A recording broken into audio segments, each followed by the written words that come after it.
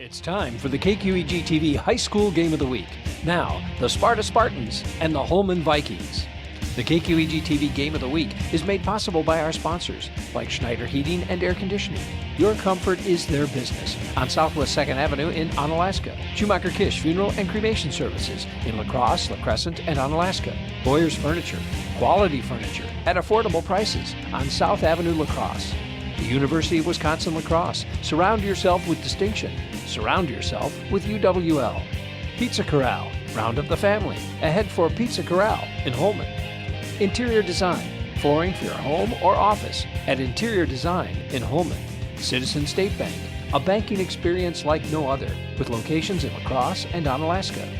John's Omni Auto. Your tire headquarters in Onalaska. And by Premier Spine Health and Injury on Main Street in Holmen. Now let's go down to the field and the KQEG TV broadcast team, Carl Greenfield and Terry Erickson. Good evening, football fans, and welcome to the KQEG TV High School Game of the Week. I'm Carl Greenfield, joined alongside by Terry Erickson. We got Jesse Von Ruden on camera tonight. And Terry, we got a matchup of 6-1 teams tonight. Holmen comes in 4-0 in the MVC, and Sparta 4-1. So this game is going to have a lot of conference championship implications. Absolutely. When you put this schedule together and people looked at their games to watch in the history of the MVC, which began in 1990, who would have thought, who would have circled the Sparta Spartans versus the Holmen Vikings as a key high-profile game in the MVC? I don't think anybody would have. It's been years since you've even thought of Sparta as being one of those contenders, and here we are. The Spartans have been rolling. They've been putting up points left and right. Good for them. I mean, they've been at the bottom. It's been a wonderful story. They've been at the bottom for so long. It's a human interest story. Adam Dow taking over for John Blaha his second year. Last year we went to the playoffs. We broadcast 2 of those games. This year, right back on top again, and I think part of it is because of his leadership. Part of it is because of his assistant coaches. He kept a lot of them from the past. The transition was smooth, and the results are there. And the Sparta Spartans, obviously, the story, the big name is Cole Wisniewski, but there are a lot of key contributors across the board with the Spartans. Well, let's go to the quantitative side first. Cole Wisniewski. I am so impressed with him. I continue to talk in the community about how incredibly talented he is. Let's look at it this way. 35 touchdowns scored by the Spartans this season. Cole Wisniewski has scored 21 of them. 8 with his arm, 12 with his legs, and 1 on a punt return. So shiftiness, explosiveness. And then you put him on defense. He's got 41 tackles, and he's got 2 interceptions. I mean, and one of them returned for a touchdown. Exactly. So he's got 21 touchdowns, and the yards are incredible. They're documented. They're in the paper. They're in all the media. But he is certainly the key player to watch. But he's, as you said, there's complementary players, and we'll talk about them too. And you look at guys like Brett Stuessel and Corbin Hauser, and actually all of the Hausers across the board. So there's a lot of contributors across the Sparta Spartans. Well, you got 3 Stiesels that we're gonna look at, and you have Corbin Hauser, you have Nick Kent. I mean, there are a lot of complementary players, but he is the featured player. Let's be honest. And turning things over to the Holmen Vikings. Holmen Vikings, you look at they run the football, they play defense well. The offense has run a lot through Brett Holden, but Cameron Weber has slowly worked his way into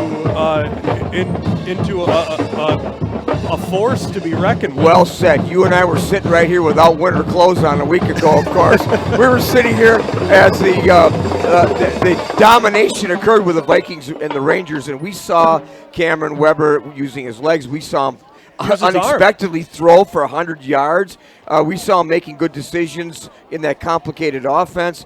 But Brett Holden, I'm telling you, he is a load inside. You get him to the outside. Then Jaden Abraham, who has been a little bit quiet lately. Here's an interesting statistics to share. Holmen has outscored their opponents 243 to 64 during the season. More balance, but their defense not as underappreciated. Their last 4 games, they've outscored their opponents 175-18. And those 18 occurred in one game. They've got 3 straight shutouts. Yeah. Does that tell you they're dominating their opponents? Absolutely. And you and I were here last week for it was 41-0 at halftime against Logan, and it was a running clock in the second half. Dominant performance the week before against Stevens Point. Now this is the third of 3 straight home games for the Holmen Vikings. It's senior night here. Now they've got a test next week as they head to on Alaska. That's going to be a packed house. You talk about circling a big game on your calendar. That's another one to circle. Oh my goodness. That's been one that's been circled for years and years as a rivalry. But you talk to alum that have played in that game even before the MVC. Absolutely. But this game tonight is circled on the calendar, and it's going to be a good one. I'm looking forward to it. And when we come back from the national anthem, how about keys to the game? Keys to the game, we'll hit it up. You're watching high school football on KQEG TV and KQEGTV.com. We'll be back with the keys to the game and the opening kickoff right after this. No matter where you are, it's easy to find Schneider Heating and Air Conditioning. Schneider Heating, Lacrosse. Schneider Heating and Air Conditioning. Here you are. Right now, get over $1,700 in rebates and utility credits with your new Carrier Infinity Heating and Cooling System. Call or visit us online to ask more about our Gold Star maintenance program. Schneider Heating, West Salem. Schneider Heating around West Salem. Here you go.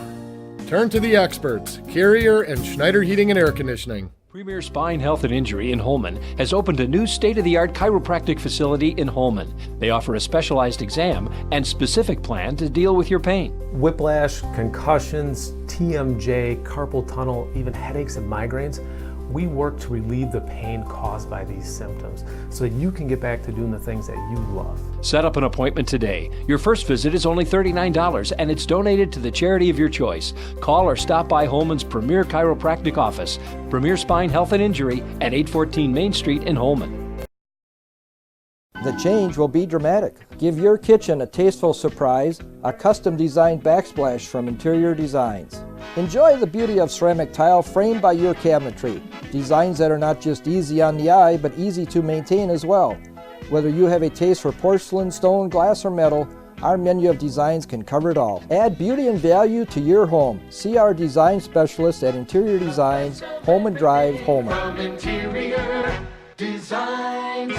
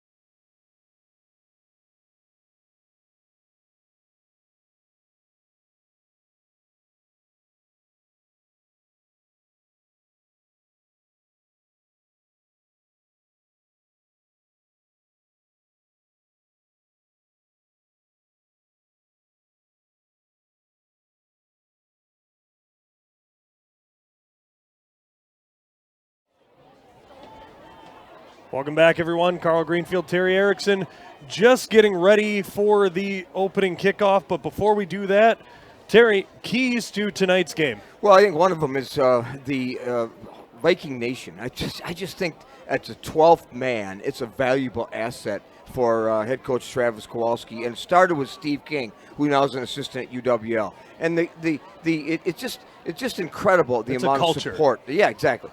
It's incredible the amount of support that they have. Look at the parking lot. Look at the stands. It's I don't know what the capital improvement plans are in the future, but one of them should be to build more bleachers. I mean, that is how impressive it is. You even look across the way, the Sparta fans have filled in the visiting bleachers as well. Isn't it amazing what winning does? Absolutely. So I think that's one of the keys. Sparta's offense, we talked about that. Versus the best defense in the MVC. We saw it last week. Their offense, which is explosive, versus a very tough defense.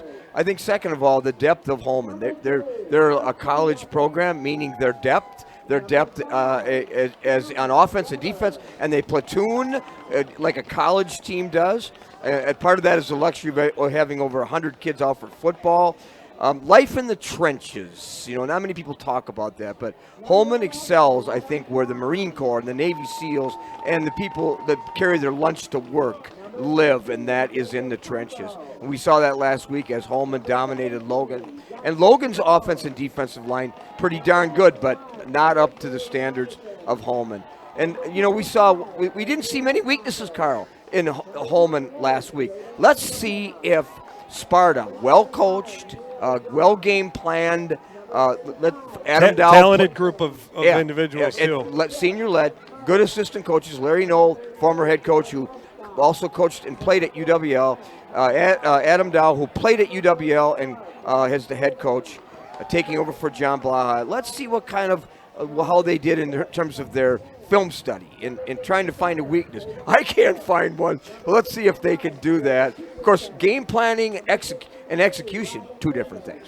And the big thing that Sparta can do is if they can get out to an early lead, and yes, Cameron Weber has displayed an ability to throw the ball when called upon, it's not part of their identity to have to come from behind. They're not used to it.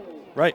I mean, they usually get out to an early lead. It's foreign territory for them. Right. And that's the issue. So I don't think that – I think they are capable of coming behind, though. But I think you're right. That could be a key here this evening at Empire Stadium, where it's about 35 degrees.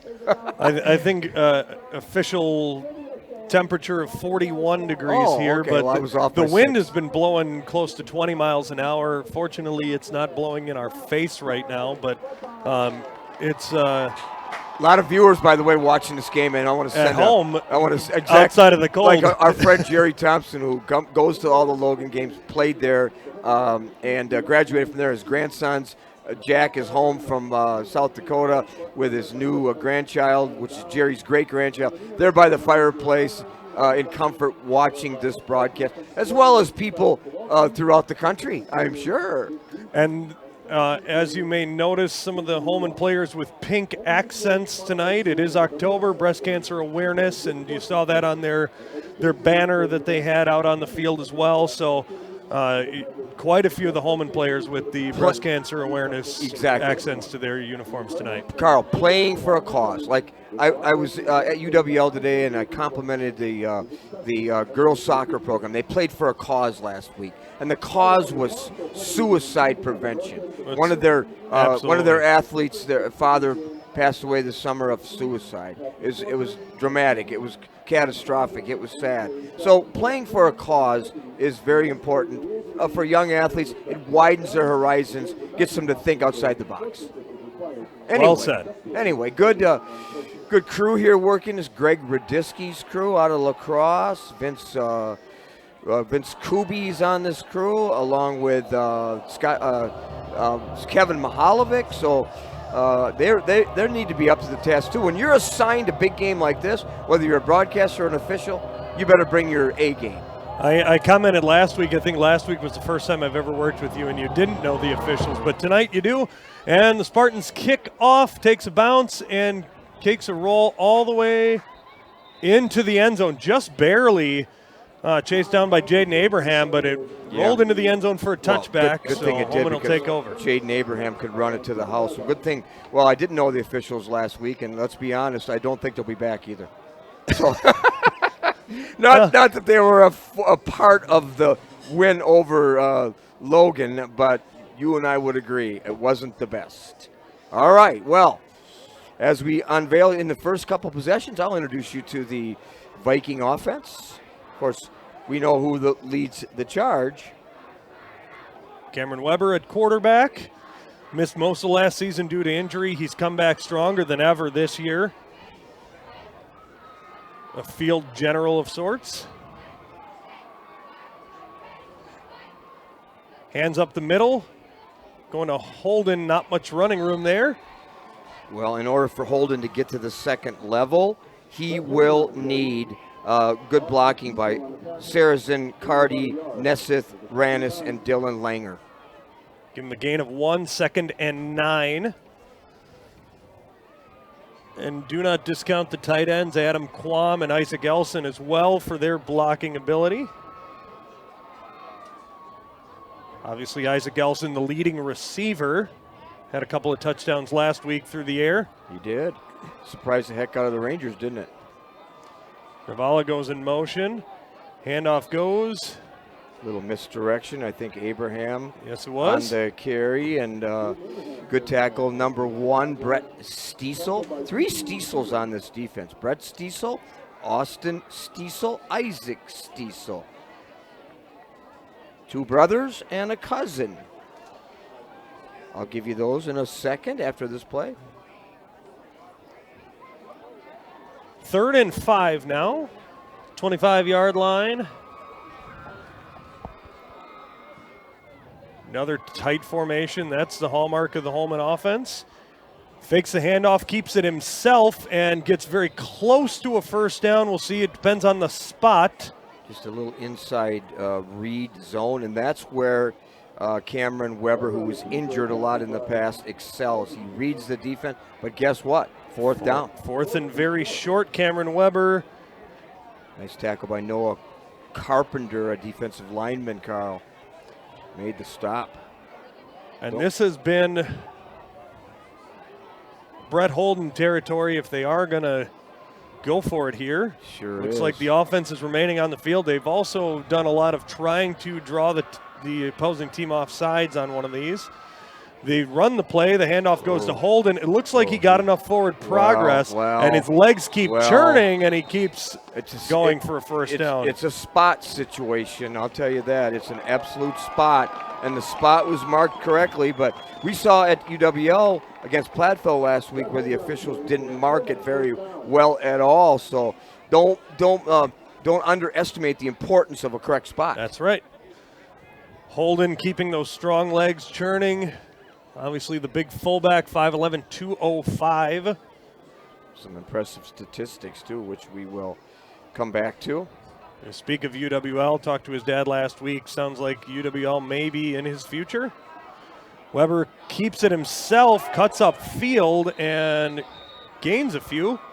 Boy, it wasn't designed to go that way, was it? But It looked like it was set to be a pitch. Noah Carpenter and friends meeting him. Carpenter, Connolly, Ethan Kruger, one of the captains, along with Marcus Cox. The defensive line, linebackers, Isaac Stiesel, Austin Stiesel, and Brett Stiesel. What do you think of that? Defensive backs, McKee Richards, Hayden Guns, and Cole Wisniewski. Wisniewski with 2 interceptions. As you said, 1 for a touchdown. Wisniewski committed to North Dakota State next season. Don't throw near him, right? Instinct, speed. Weber pitches to Abraham, cuts up field, and he's going to get a first down. Yeah, he shows his outside speed. Absolutely. Tackled by number 10 that time, too, Cole Wisniewski. I'm going to get him on Seven Rivers Sports, too. I want to get to know that kid a little bit. He's a well-spoken young man. I heard an interview he gave with John Papadopoulos. Never met that young man, but I'm anxious to do that. He's very well-spoken. I was very impressed. Again, Brett and Austin. Fakes a handoff, gives to Abraham up to the 49-yard line. Abraham was quiet, wasn't he, last week? Didn't do much, but he's got some impressive stats, almost 500 yards. And, honestly, Brett Holden only had 7 carries, but they were for 125 yards. Yeah. I was going to say Brett Stiesel, Austin Stiesel, brothers, Isaac, a cousin.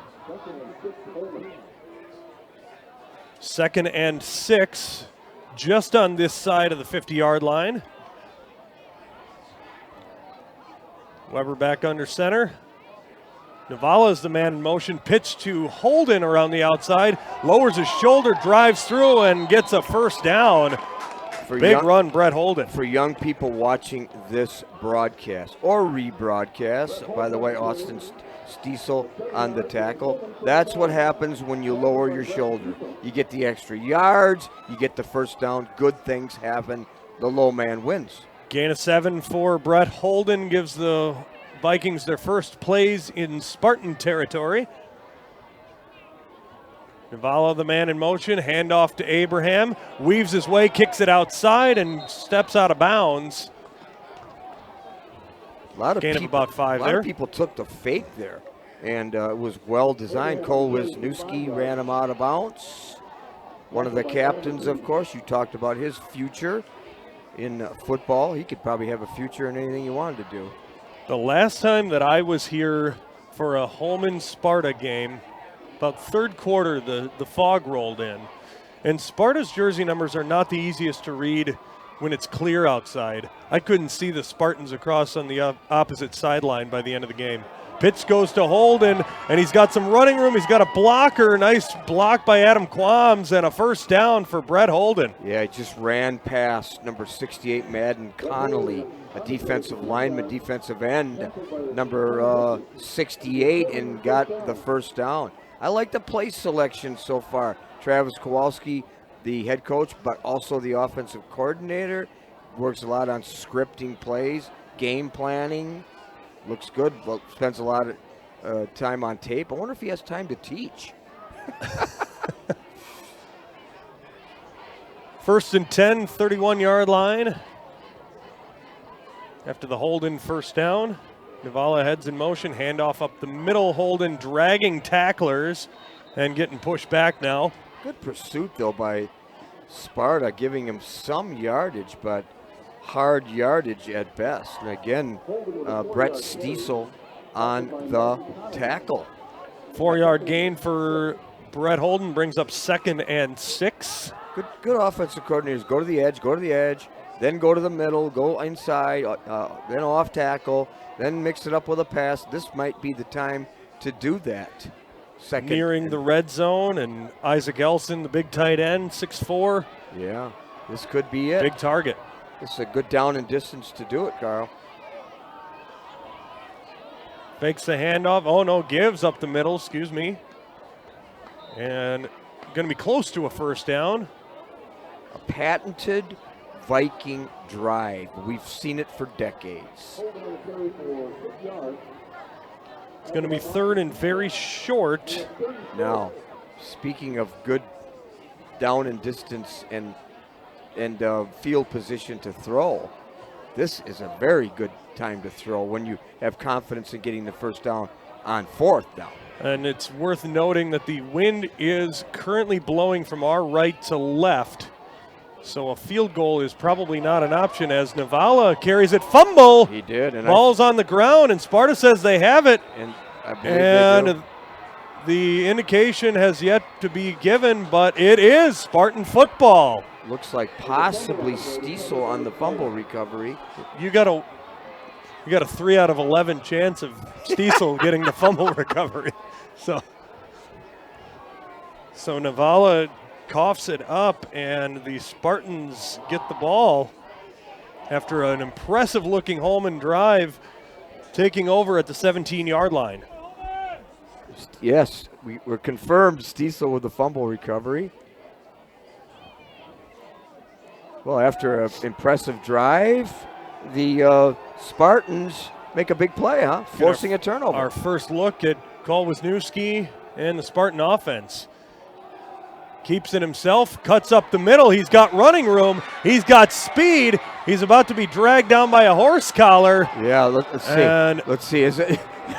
You're right. It was a version of a horse collar. Was that kind of between the devil and the deep blue sea, meaning that it could have been and could not have been? I don't know. Either way, big gain, first down. Oh my goodness! Talk about scripting plays. By the way, 45 yards on that one for Wisniewski to start the game. I don't think that was improvised either. Do you? I think that was called. Obviously, Wisniewski the key of the offense, but he's got weapons all over the field. First and 10, 38-yard line of the Vikings. Running back to his left, Wisniewski runs. Reverses field, cuts it upfield, and he's taken down by a host of red jerseys. A little shiftiness here, huh? Let's give you the offensive line quickly. Ethan Kruger, Kelton Paff, Madden Connolly, Fabian Sanchez, and Tanner Oswald.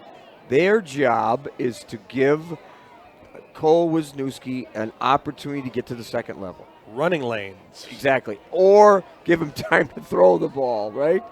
8 touchdowns through the air, only 2 interceptions on the year. If he does, it's up for debate as to where Wisniewski will play position-wise when he gets to college, but I think as good of an athlete as he is, it's not going to matter. I think he's got his choice, as you said. There's a little RPO. Handoff up the middle. Pile gets pushed back. A party at the football.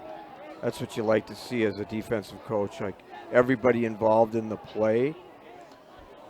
That's Nick Kent, sophomore running back. He's had a good year, Carl, too. You got Kent, Beaver, and Adam McKee as running backs, and Caden Milne as the tight end. 3rd and 6, 34-yard line. Kent with 430 yards, 6 TDs. Pretty good for a young man, huh? Nothing Sophomore. to sneeze at. Wisniewski around the edge makes one man miss. He makes another man miss, and he cuts it back up, and he's inside the 10-yard line. Another first down for the Spartans. Well, he had some blocking, but he did most of that on his own. Tackle by Ryland Wall. Ball spotted. Looks like about the 4-yard line or so. 3-yard line officially. 31 yards on that run. Caleb Maddle, Hammis, and Jones, that backside of the Viking defense. Wall, Westcott leads the team in tackles and interceptions, and Barnett the linebackers. 3:08 left first quarter, no score. Jetman in motion, cuts it up for a touchdown. Look at that, right through the heart of the best defense in the conference, right past the defensive line. Neseth Quam, Banks, Nick Mertz, Drake Shams. So Sparta gets on the board first. Sparta got on the board, or Wisniewski? He did everything in that drive. Started, by the way, about what, on the 20? 17-yard line, 83-yard oh my goodness. drive here on 5 plays. That's Brian Sanchez. Chris Jacobs on to attempt the extra point. It's blocked. Yeah, looks like it was a pretty good snap, too. I'm not sure who got that. Looked like possibly, I want to make sure I get the right player, but Adam Quam looks like he was involved in that mess a little bit. Defensive end, who had a great game against Logan. 3:01 is the time remaining in the first quarter. 6-0 our score. We're going to take a quick break. We'll be right back. High school football on KQEG TV. I often hear from people that a bank is just a bank. Well, I encourage you to talk to our customers, our employees, or check in the reviews to find out why you can't live without Citizen State Bank. I also encourage you to stop in one of our offices, since the difference will be felt within seconds, and is why we are known to have one of the best cultures in the industry. So what are you waiting for? Why don't you stop in to check out what all the buzz is about? I guarantee you won't be disappointed.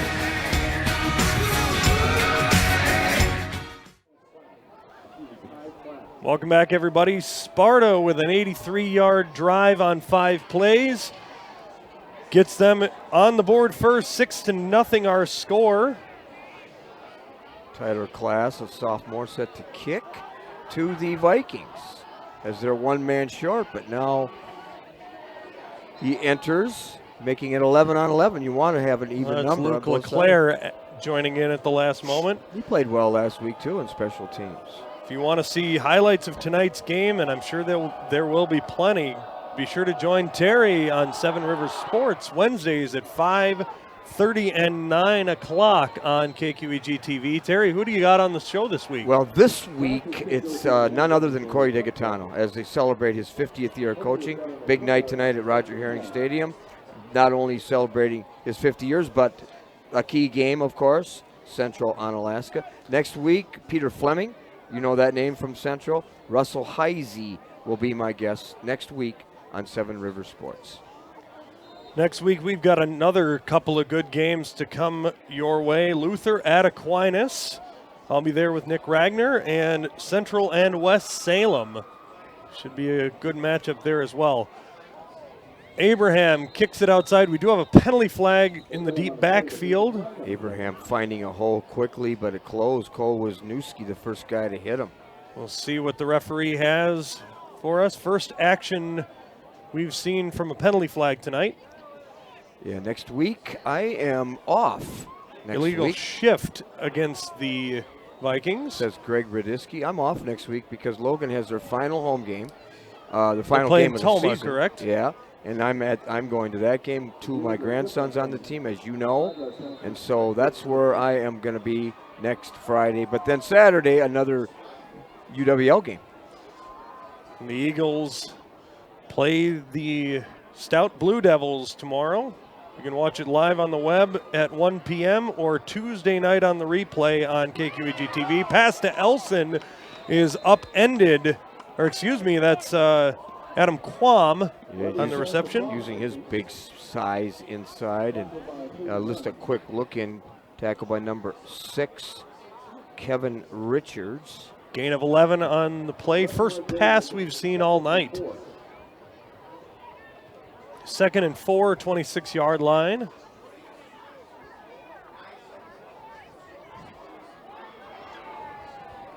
Just over 2 minutes left in the first quarter. 6-0 our score. Handoff goes off the left tackle. That's Nathan Navala, and plenty of running room there for him. Yeah, good inside trap. So a little motion, a little deception. Got to the second level. Tackle by Wisniewski. Gain of 10 on the play. Vikings first down at the 38-yard line.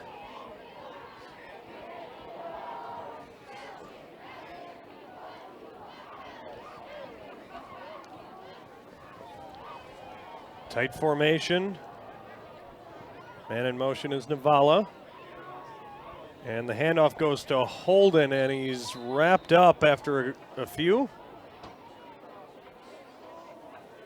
Right in again, the middle of that defense, and number 10 comes off the bottom of the pile. Gain of 6 on the play for Brett Holden. Already matching his carry total of last week. He's got 7 carries so far tonight. A little harder getting to the line of scrimmage and beyond tonight, as it more than it was last Friday night, huh, Carl? He's got 32 yards on those 7 carries instead of 125. There were a couple times where he was untouched last week, or virtually untouched. As the seconds tick down on the first quarter, Weber with a pitch to Abraham. He's got some room, cuts it up, and he's tackled right at midfield, and going to be enough for a Holmen first down. Good job of stringing him out, though. Adam McKee was the first guy there. Adam McKee, along with friends, met him, but not until he got the first down. Gain of 6 for Abraham brings up first down. Just over 30 seconds to go in the first quarter.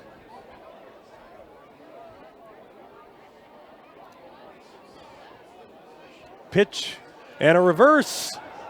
It's Justin Jones getting the carry all the way around the left edge, and he's pushed out of bounds.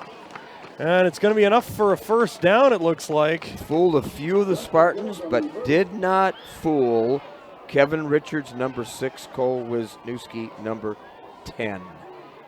They stayed home, prevented a touchdown. Well, they're going to mark him a couple of yards short of the first down. Give him a gain of 8. 2nd and 2. 16 seconds left first quarter.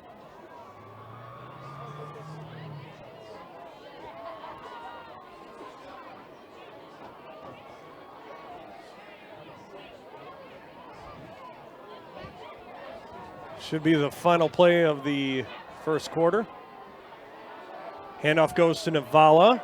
Gets the first down and then some. And knocked down at the 35-yard line. Got a good block right at the line of scrimmage by his left guard, Adam Cardy, 6'1", 275. Got that first down. And the seconds tick down. It looks like that's going to be the end of the first quarter with the score. Sparta 6, Holmen nothing. We're going to take a little break. We'll be right back with the second quarter on KQEG TV and KQEGTV.com.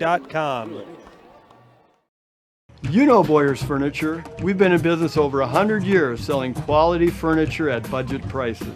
But who's choosing the furniture we're selling? We picked out sofas, and more sofas. We picked out love seats, and more love seats. We picked out recliners, and more recliners. Dining room furniture, bedroom furniture. With buyers like these and USA brands like Ashley, Marshfield, and Best, you can't do better than Boyer Furniture.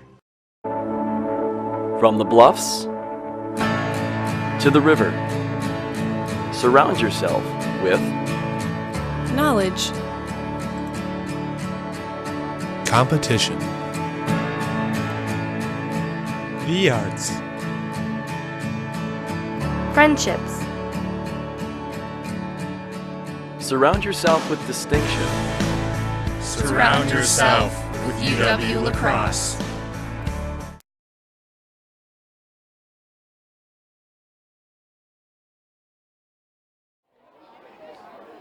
Welcome back, everybody. Second quarter action just getting underway. Vikings are driving, first and 10, 34-yard line. Pitch goes to Holden. He's got some running room and gets upended and flips over. Yeah, got the edge. But, gosh, guess who makes the tackle in the open field? Cole Wisniewski again. I mean, he's had like 6 tackles already. We're just into the second quarter. Now, I don't know if that's a good thing if your free safety is making all the tackles. Sure isn't. You remember the last week's Logan game, my grandson, Jackson Fenwick, was one of our players of the game. All 120 pounds of him. Because he had to make all the tackles. He was making all the tackles 20 yards downfield. And a pass over the top to Isaac Elson. It was complete and in and out of the hands and fumbled. Boy, they're calling this a completed pass and a fumble. It's Sparta football with a touchback. Oh, I didn't think he had that long enough, but there's no instant replay. I think the back judge could use some help by one of his crewmates, but apparently isn't getting it. So it will be the second turnover of the evening for the Vikings. And the second fumble of the evening. First one was a Nathan Navala run. Negated a first down, too. Both of them did. That would have been a play where sometimes officials caucus too much, Carl. That would have been a play where maybe a caucus should have occurred. Would you agree? It's possible. Just, if not even to reinforce the fumble to the calling official. First and 10, Sparta. Blitz coming off the weak side. Oh.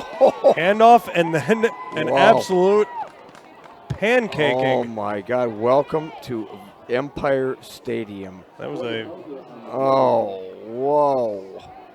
I think into the arms of 2 sixes, double sixes, and I believe that would be Caden Banks, 6'4", 245. I talked about him last week. 6'4", 245 is NFL type size for a defensive lineman. You're 6'4", but not 245. No, well, I'm getting closer to that every day. Handoff goes up the middle. Well, there's another tackle by Banks. That was Kent on the carry. Yeah, Kent we talked about him. He's had a good year, and by the way, if you're worried about that, I got a deal for you at the Lacrosse Wellness Center. If you're looking to work out this winter, so if you don't want to get to 245, I maybe can help you. I'm not going to be your trainer, but I thought that came with the deal. 3rd and 3. 3 receivers to the right. Wisniewski was back to pass. Looks like he's going to keep it, and he's not going to get there. Oh. Gang tackles took him down, and he's going to be short. Wisniewski looked like he had a running lane, and it closed quickly. Did it ever? I mean, that's great pursuit. That's a drill you work on in practice, and many maroon jerseys there, but the principal guy was Dylan Westcott. Are you surprised? No. No, Westcott kicked off last week's game with a pick six, about 82 yards. 71 tackles, 3 interceptions, and he was not a friendly foe for the Rangers last week, was he?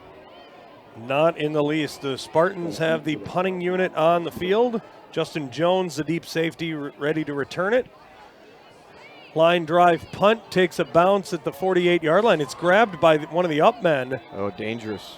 Very dangerous. That will be reviewed. Like, don't do that again.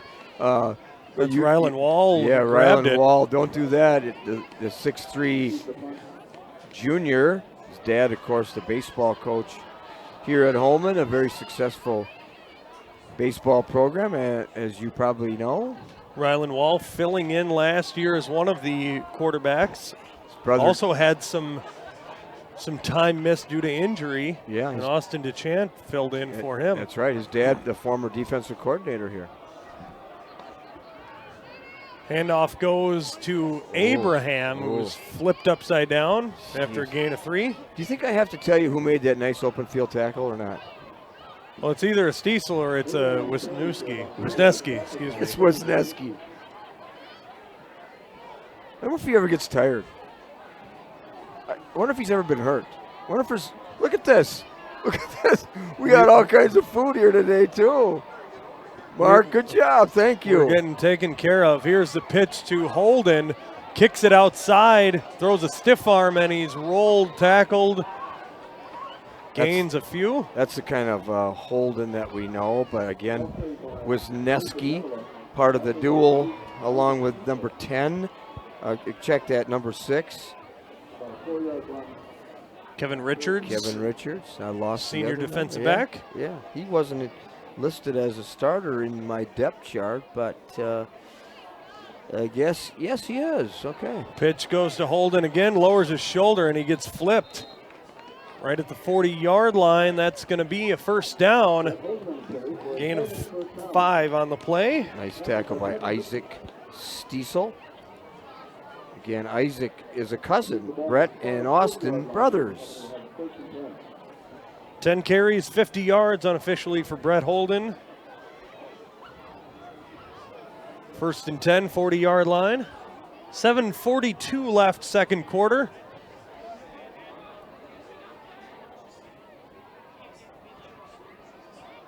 Cameron Weber taking his time at the line of scrimmage. Keeps it, no, pitches to Abraham, who stutter steps outside, gets pushed out of bounds, gain of about 7 on the play. I like that stutter step, which got him an extra 4 yards. And that stutter step, that delay, got him past Adam McGee to the next level.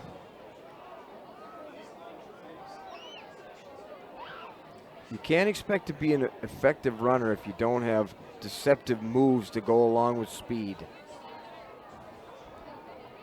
2nd and 5. Handoff to Abraham, tries to high step his way through a tackle and doesn't get much. Just a counter off of that inside option, and nice job of reading that by Isaac Stiesel. Gain of 2 on the play, brings up 3rd and 3. See what Travis 34-yard line. Kowalski dialed up here on this big 3rd down play.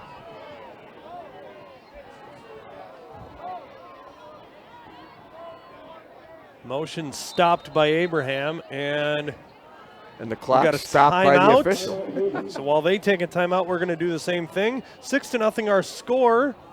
6:18 left in the second quarter. We'll be right back. You're watching high school football on KQEG TV. Premier Spine Health and Injury in Holmen has opened a new state-of-the-art chiropractic facility in Holmen. They offer a specialized exam and specific plan to deal with your pain. Whiplash, concussions, TMJ, carpal tunnel, even headaches and migraines. We work to relieve the pain caused by these symptoms so that you can get back to doing the things that you love. Set up an appointment today. Your first visit is only $39 and it's donated to the charity of your choice. Call or stop by Holmen's Premier Chiropractic Office, Premier Spine Health and Injury at 814 Main Street in Holmen.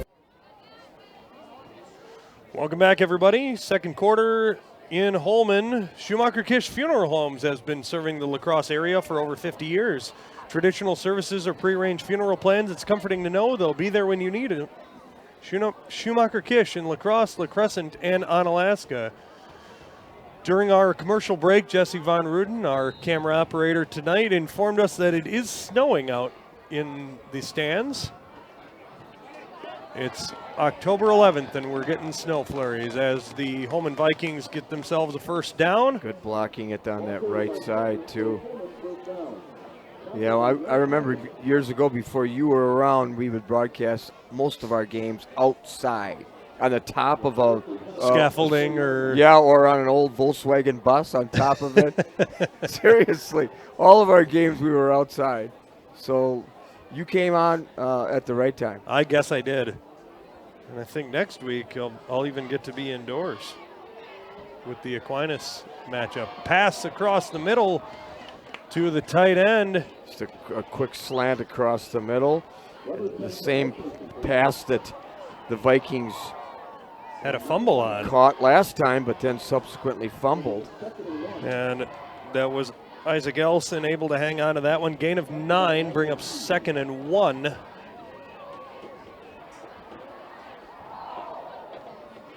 Vikings in the red zone. Anytime your offensive end is uncovered, you hit him. Pitch goes to Holden.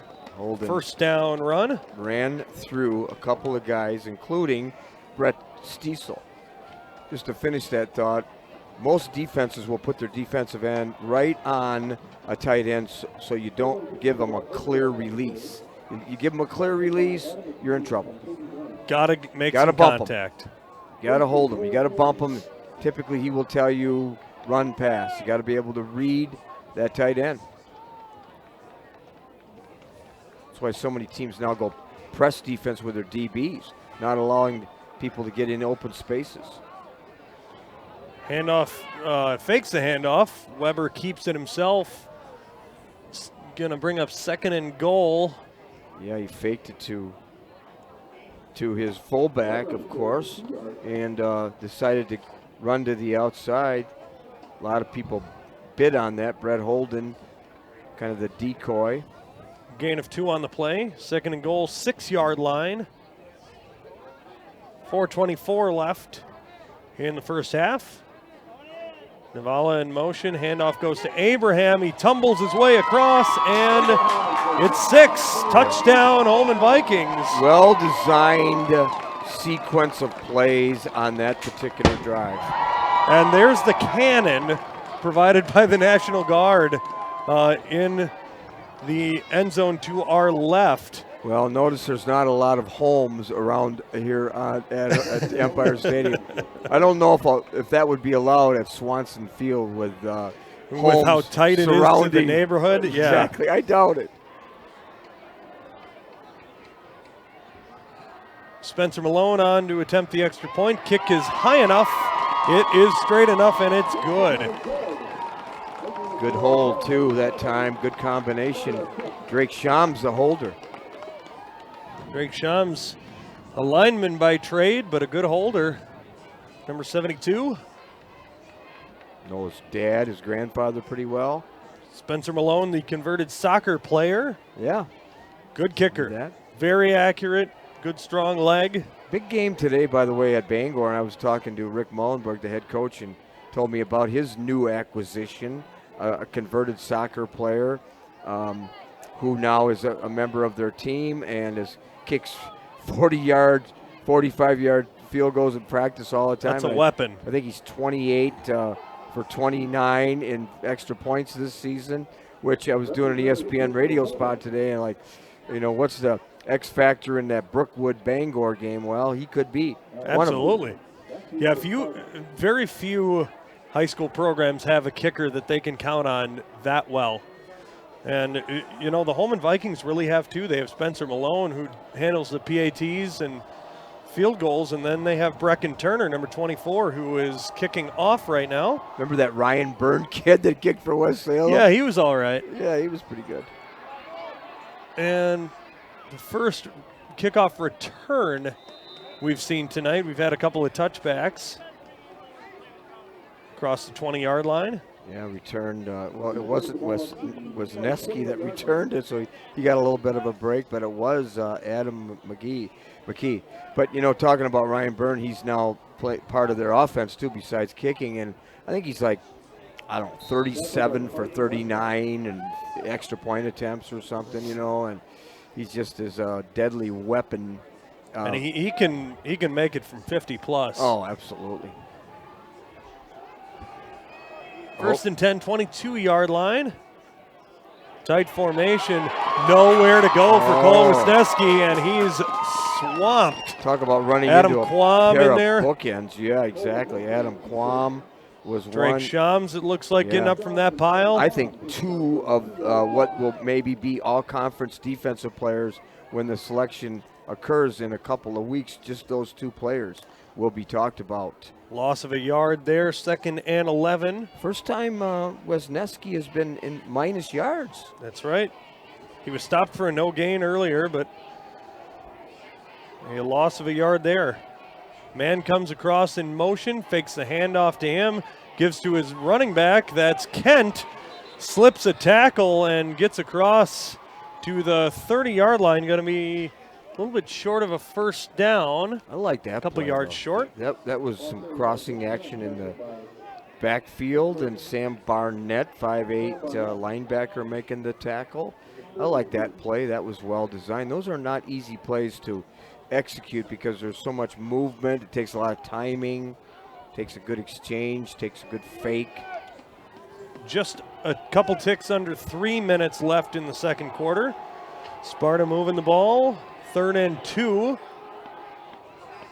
Wisniewski keeps, powers his way ahead, and I think he might have enough for a first down. Yeah, not by much. Just remnants of a single wing offense, right?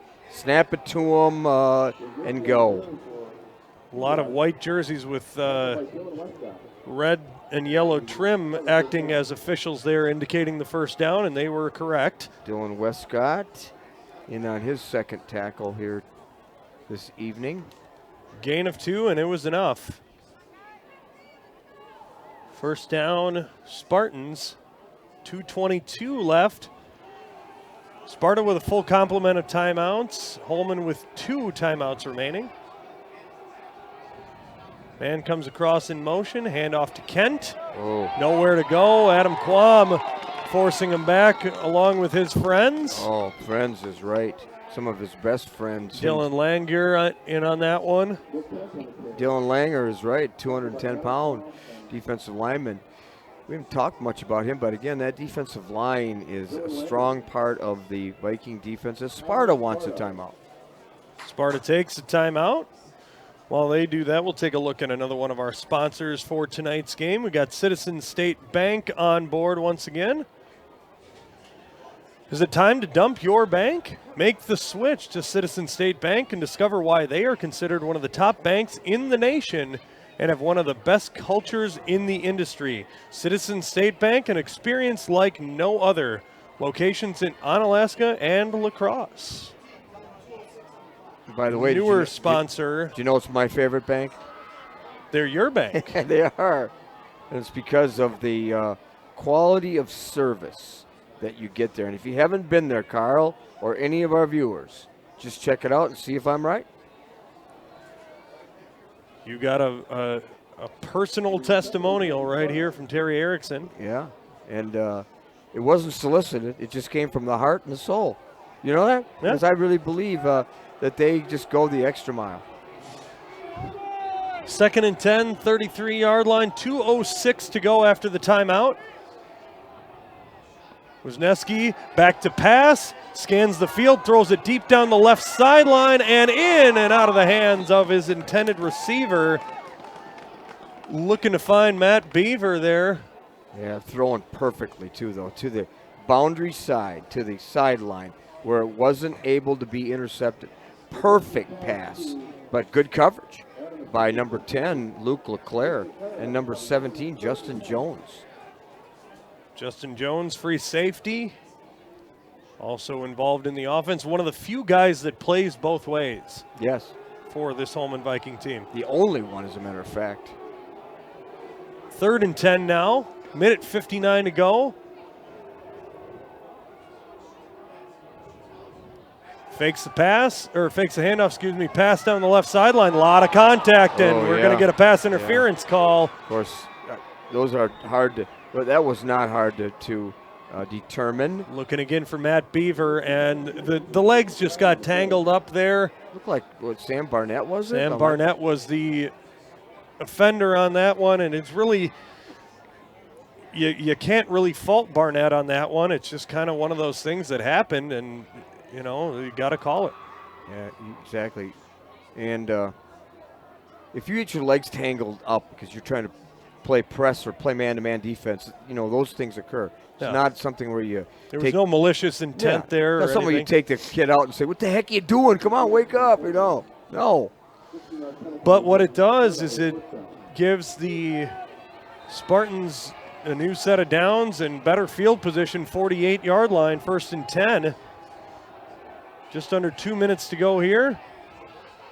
Wisniewski keeps it himself, powers up the middle, right to midfield. RPO edge, jet sweep to the edge, and fakes that and goes right at the Viking defensive line and running into Caden Banks. 2nd and 8 after the run. 2 receivers left, 2 receivers right. Snap back to Wisniewski. He's got time. He's got room to throw. Now he's got room to run, and he tumbles across to the 44-yard line. You know those 2 pumps? Those 2 pump action fakes is what got him that yardage. Made the defender make a decision, and Sparta's going to take a timeout. Some of those things are not really teachable kinds of things. They're more just instinct. They're more just your talent level, understanding the game, just being a gifted athlete.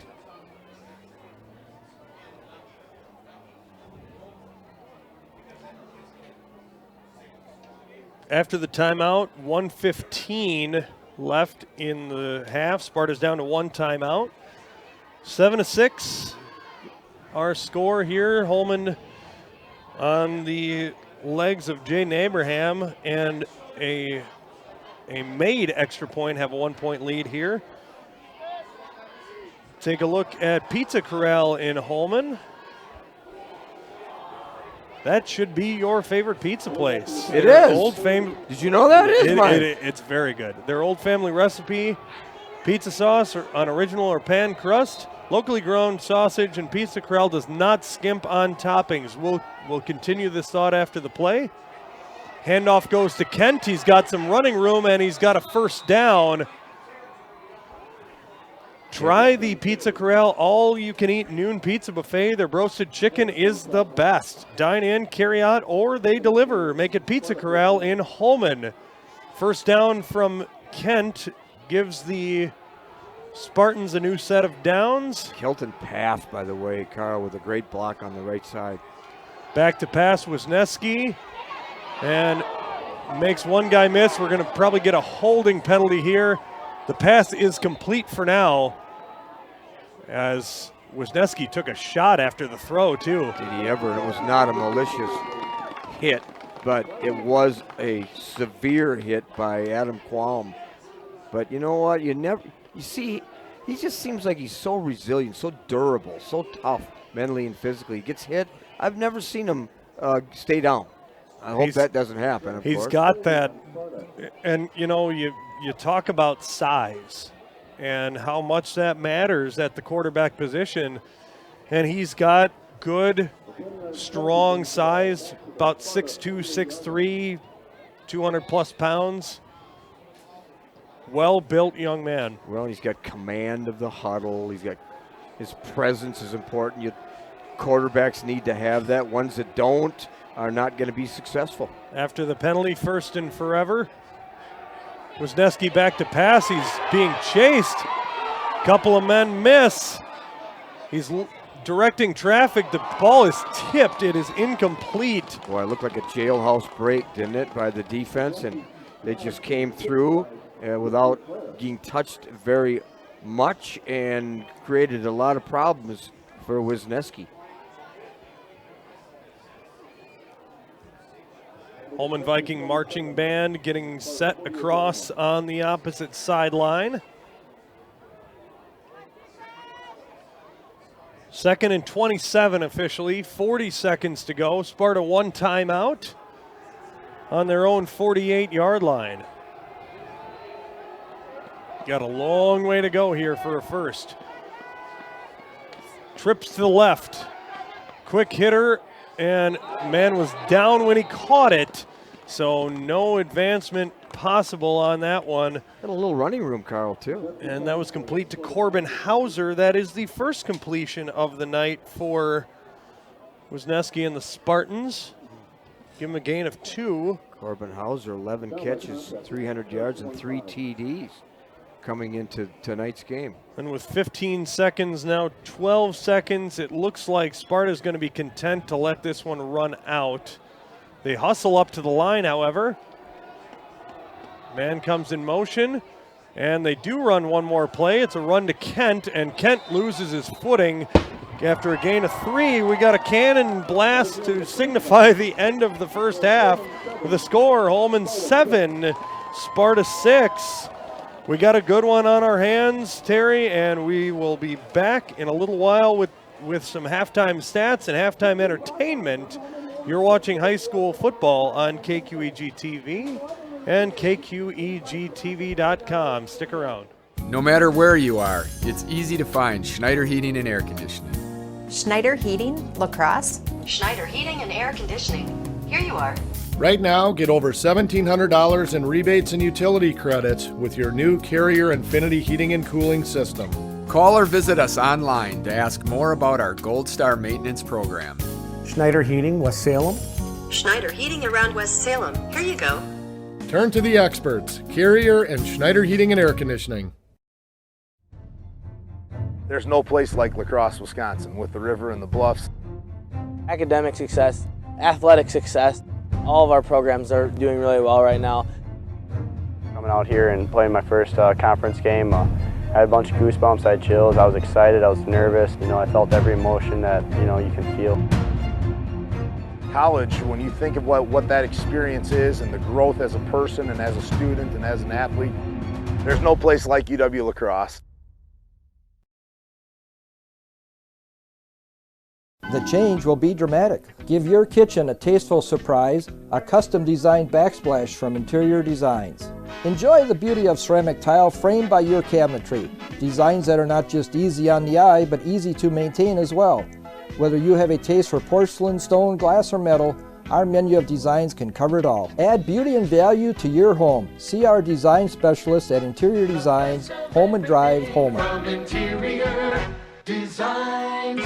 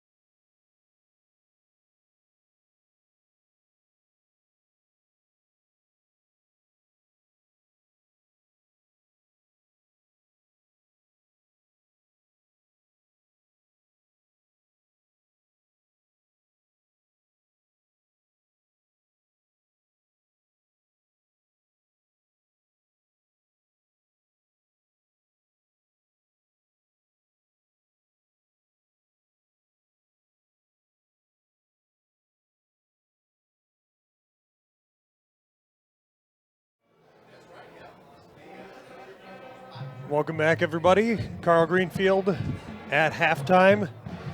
The Holmen High School Marching Band is out on the field.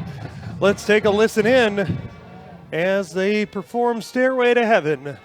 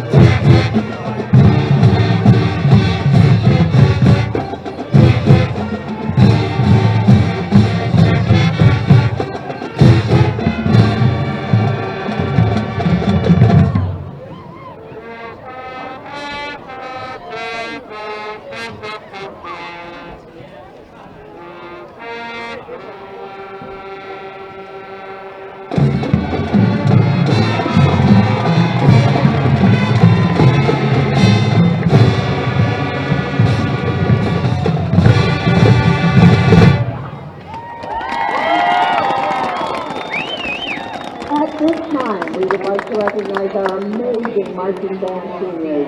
Thank you for 4 awesome years of musicianship, hard work, and dedication to the Marching Vikings. Maggie Amundsen, daughter of James and Jennifer Amundsen. Ian Bauer, son of Michael and Stephanie Bauer. Lucas Biesterveld, son of Matthew and Dana Biesterveld. Brody Bradstreet, son of Joseph and Christian Bradstreet. Bennett Clark, son of Todd and Kim Clark. Keelan Dinger Hansen, son of Michael Hansen and Jen Dinger Hansen. Kyron Drugg, son of Kane and Trinity Drugg. Kelsey Fitz, daughter of Paul and Jennifer Fitz. Alora Frederick, daughter of Jeffrey and Stacy Frederick. Bruce Frederick, son of Scott and Kathleen Frederick. Johanna Heath, daughter of Gregory and Heather Heath. Tiana Ireland, daughter of Stuart and Sherry Ireland. Meredith Lanzo, daughter of Paul and Dedrick. Adam Mays, son of Tony Mays and Mary Cotty. Stephanie McFetrick, daughter of Faith Samser. Alex Nelson, son of Stephen and Donna Nelson. McCoy Nazi, daughter of Jared and Ivy Nazi. Jennifer Olsen, daughter of David and Kathleen Olsen. Quentin Olsen, son of Stephen and Terry Olsen. Aubriana Rainey, daughter of David and Lisa Rainey. Maddie Finch, daughter of Steve and Liz Finch. Luke Sabranek, son of Joel and Christine Sabranek. Mackenzie Staymeyer, daughter of Joe and Jenny Staymeyer. Alexis Treadway, daughter of Brian and Kari Treadway. Morgan Treadway, daughter of Brian and Kari Treadway too. Jacob Wegner, son of Sean and Lynn Wegner. And Paxton Rivers, son of Brian and Summer Rivers. Thank you so much, seniors.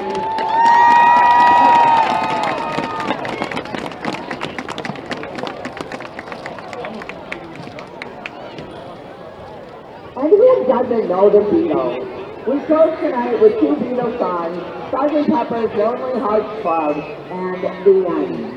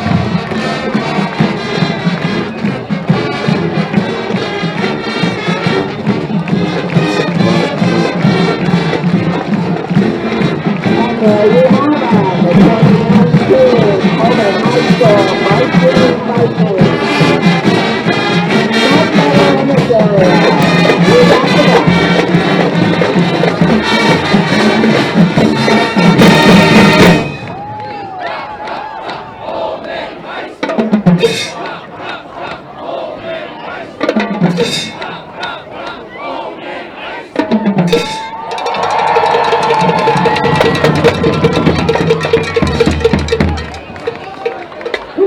to stay after tonight's football game when the stadium lights will go out for the marching band's famous fifth quarter light up the night performance. You won't be disappointed. All right, the Holmen High School marching band led by Michelle Jensen. We will be back in a little bit. It is halftime here, 7-6, Holmen in the lead.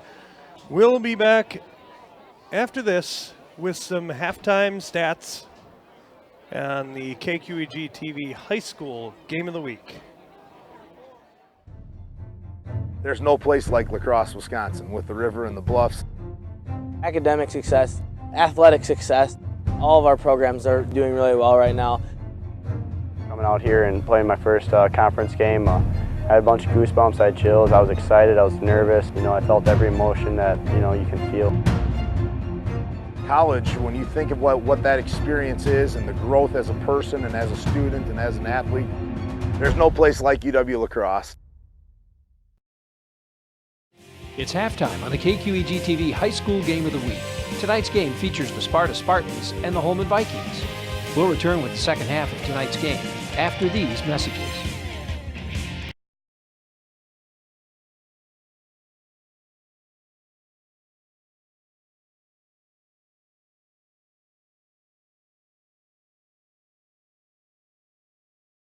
No matter where you are, it's easy to find Schneider Heating and Air Conditioning. Schneider Heating, La Crosse. Schneider Heating and Air Conditioning. You know Boyer's Furniture. We've been in business over 100 years selling quality furniture at budget prices.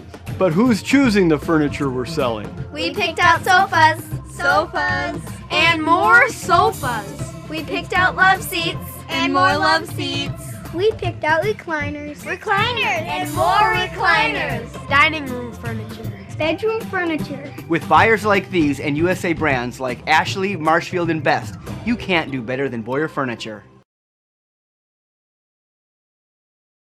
Premier Spine Health and Injury in Holmen has opened a new state-of-the-art chiropractic facility in Holmen. They offer a specialized exam and specific plan to deal with your pain. Whiplash, concussions, TMJ, carpal tunnel, even headaches and migraines. We work to relieve the pain caused by these symptoms so that you can get back to doing the things that you love. Set up an appointment today. Your first visit is only $39 and it's donated to the charity of your choice. Call or stop by Holmen's Premier Chiropractic. Mix 96 and 107.3 La Crosse. I'm Reed Magnum. And I'm Chelsea Lynn. And boy, what a fun summer that was. It was a fun summer. We gave away 2 prize packages, Chelsea. Yes. First one with Pepsi, the Ariana Grande prize package. Second one with Mountain Dew, the Jonas Brothers. And the prize packages to Milwaukee, hotel stay, $200 spending money, and a $100 gas card in addition to the pair of great seats. So it was a lot of fun and a lot of water park passes. Yes. So thank you guys for a great summer.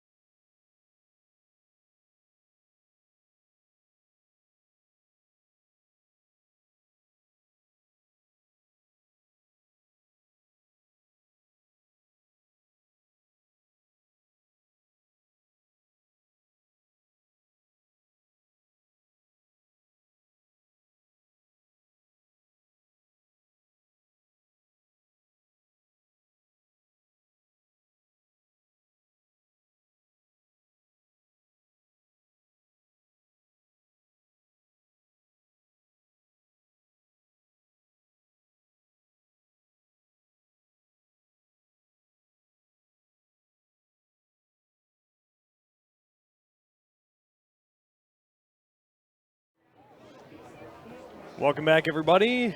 Just about set for the second half of tonight's game. Terry, it looks like you've got some area scores. I do. I'm interested, of course, in Logan. They're at Rapids, and Rapids non-conference matchup there. Yeah, a very tough conference they play in.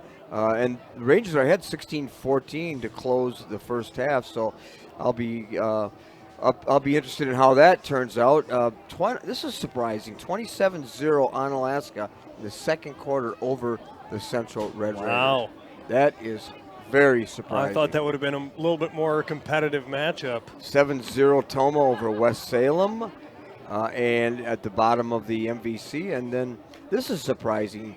From Bangor. Our other game. Yeah, our other game. 29-0 Bangor in a key Scenic Bluffs matchup over Brookwood.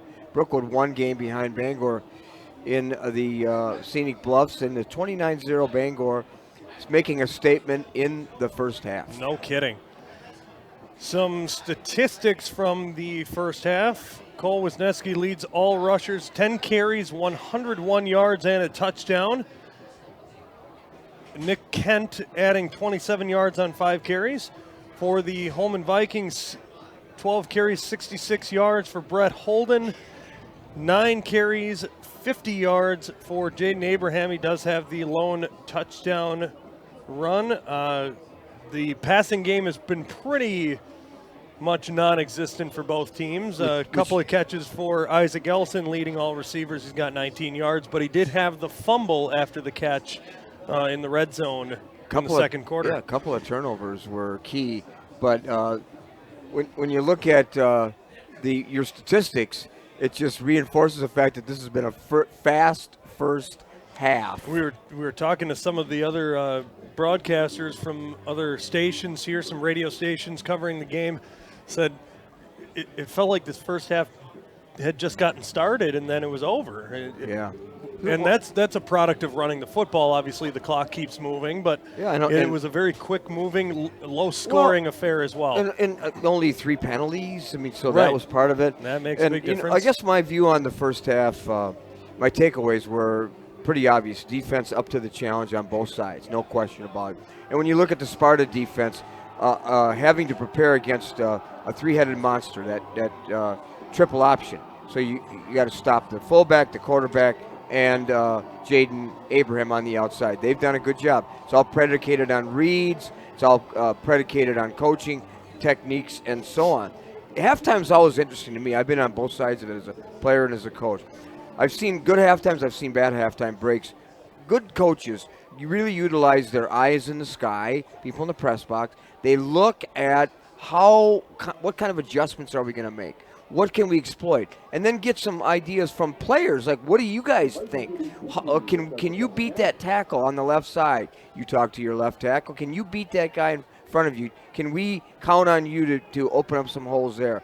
All these kind of adjustments, rather than just go into halftime and scream and holler and talk about the mental aspect. Well, halftime is supposed to be about strategy and adjustments. And it allows you to figure out what portions of your playbook you need to open up in the second half and make those adjustments. And maybe you go to page 3 or 4 instead of just page 1 or 2 because of things that you've seen in the first half. If you don't have people that are analytical, people that have understand the game, look for weaknesses. If you don't have them up in the press box as your assistant coaches, you just are behind the 8 ball. And you're going in blind. You don't. That's the value of having people up there. And we have the Holmen Viking assistant coaches right next to us up here in the press box, so they've got a pretty sophisticated technological setup as well. They got the TV down on the sidelines. Exactly. They got the cameras, the eyes in the sky, literally. They're high tech. They're very high tech. Well, and we talked about Sparta as we get ready for the second half playing good defense. Well, wait a minute now. Cole Wisniewski has just dominated everybody, but they've kept him pretty much in check. Turner with a line drive roller gets fielded at the 20-yard line. And the kickoff returner still on the move. Stiff arm, spin move. Oh, and he's reversing field, and I think he's finally going to be taken down. That's Abe Eady, the junior wide receiver. And what a run for Abe Eady. Well, he gathered about 6 maroon jerseys to finally bring him down, but that was pretty impressive. Didn't get significant yards, but pretty good field position to start their first possession. After a squib kick, returns it all the way to the 39-yard line. 7-6, Holmen with the slimmest of margins of a lead. Wisniewski and the Spartan offense take over. Blitzers coming. Handoff to Kent. Runs over a man and gets a gain of about 8 or 9 there. Now, was that an adjustment? Is that something that the eyes in the sky saw to exploit? Possibly, but a good play, 8 yards on the very first play to start the second half. That's the way to start it. You can't have an effective Wisniewski on the outside unless you establish something inside. They give him a gain of 9, brings up 2nd and 1. Wisniewski hands to Kent again, and he powers his way across midfield and into Viking territory where they've got another first down. 2 impressive runs right up the middle. Adam Qualm, the 6'2 senior, making the tackle. He's had a good game. Adam Quam, a two-way player. Tight end on the offensive side. Linebacker on defense.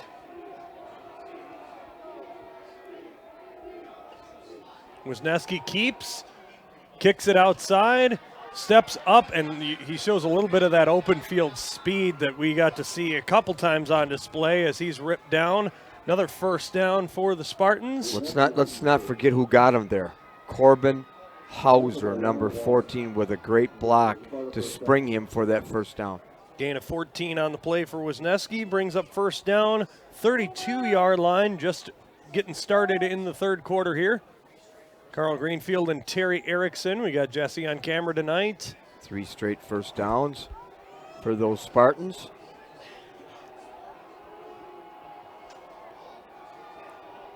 Jet motion. Hands off to Kent, who gets taken down across the 30-yard line. Fake the jet sweep, run behind him to the boundary side. Good, well-designed play.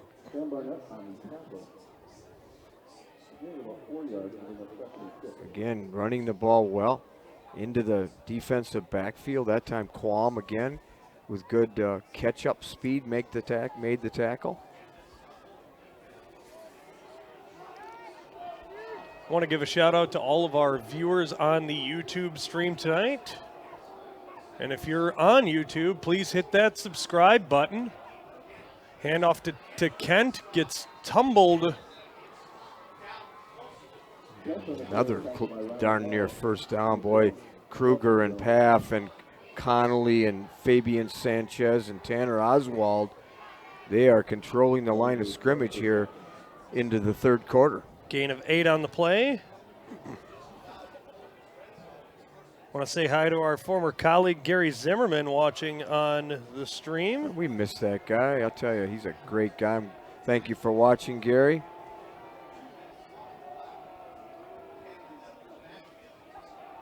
Handoff to Kent again. He's got open field. He's got one man to beat. He's ripped down, but it's into the end zone. Touchdown, yeah, Spartans. He's ripped down, but not until he got into the end zone.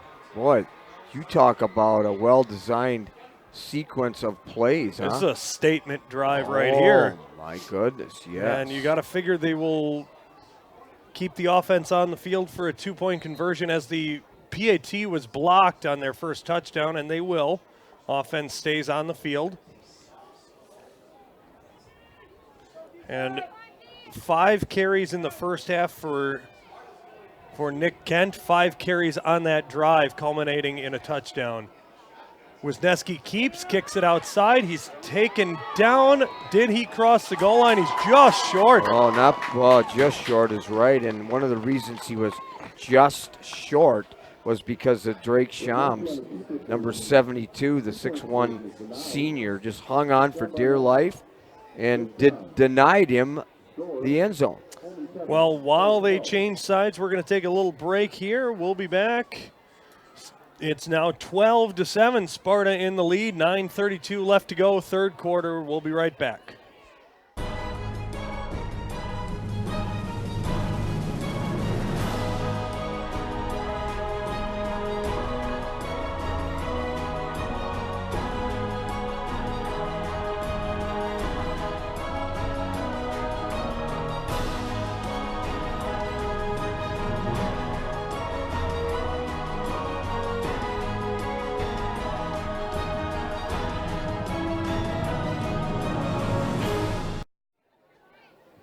Welcome back, everybody. Carl Greenfield, Terry Erickson. 9:32 left, third quarter.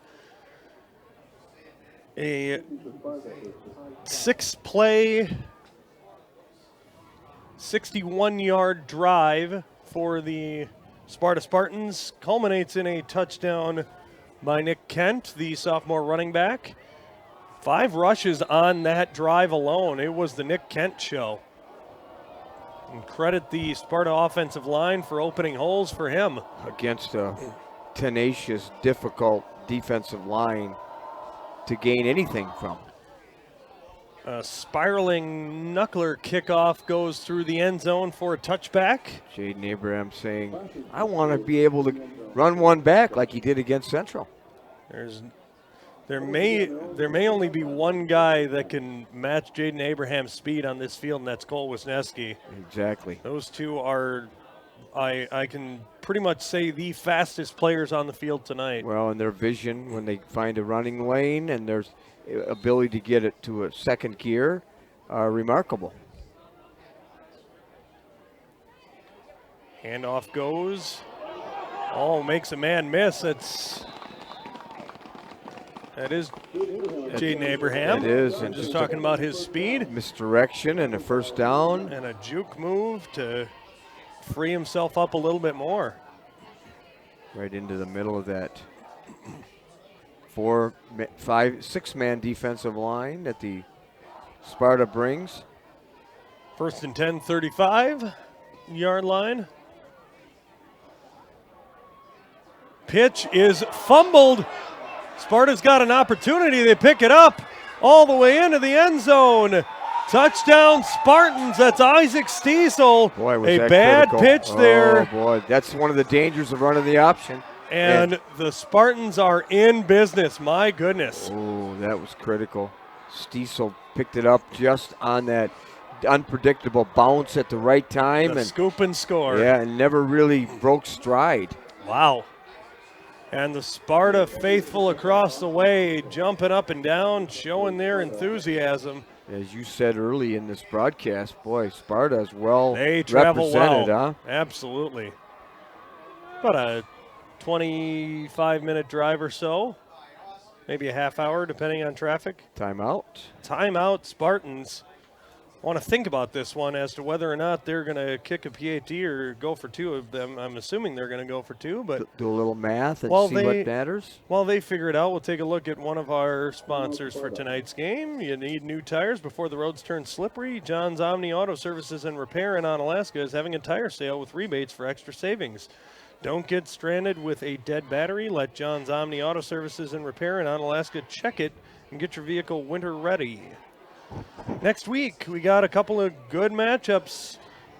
We'll be bringing you the Luther Aquinas matchup. That'll be Nick Ragnar and I there. And Central at West Salem, Rick and Art will be covering that one. UW La Crosse takes on Stout tomorrow. Big matchup against the Blue Devils. Family 1 p.m. online or playback Tuesday night at 7 o'clock. Expect a big crowd, family and friends weekend. Wisniewski takes the snap, pitches. Kent is bottled up and nowhere for him to go. And another failed conversion. And that can make a difference later in tonight's game if Holmen's able to get themselves back into this one. Score of 18-7. Justin Jones on that tackle. You're right.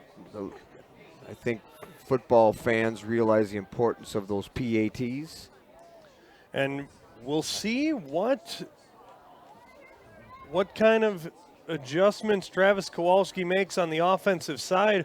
Talked about this a little bit in our opener, that the Holmen Vikings are not accustomed to coming back in a game. They're usually out in front pretty handily in the first half or so. Well, I gave you stats before the game that they've just demolished and dominated opponents in the first half, and they are in unfamiliar territory. It'd be interesting to see what their character is all about now.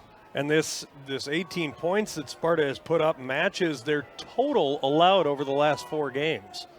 So the Holmen Viking defense, for the first time in 4 weeks, has giving up more than their offense has been able to put together so far. Now, granted, the defense has given up 12. The offense gave up 6 of those on the fumble recovery. Kickoff deep, fielded by Justin Jones. Gets a block and gets tackled down. That's Corbin Hauser making the play. Boy, just a great job of Corbin Hauser of keeping his shoulders square, getting rid of a block, and then just keeping his feet active and making a good tackle. Perfect. 8:54 left, third quarter. 1st and 10, 26-yard line. Holmen Vikings take over after the turnover.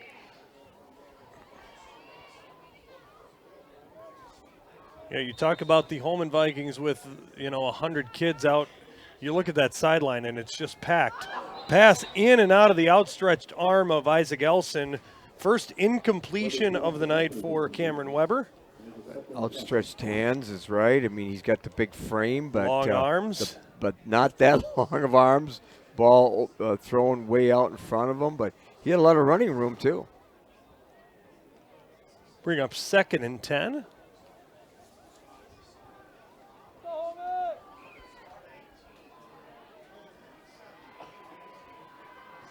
Weber comes under center. Back to pass again. He's going deep down the sideline. And good defense there as Navala was covered. Was he ever covered? Adam McKee making the play. He's Adam McKee, a senior defensive back, stride for stride. And that is just perfect coverage by that young man. If you're a young defensive back out there, that's the technique to watch right there. They used to teach you to sneak a peek in the backfield, backpedal. Now they teach you just to run with him. When he shows his hands, you show yours. And a mishandle there picked up by Cameron Weber, and looks like it's going to be a quick 3 and out for the Viking offense. Brecken Turner on to punt it away. Yeah, that was not a very well done possession, and as a result, the Spartans getting good field position potentially on this return.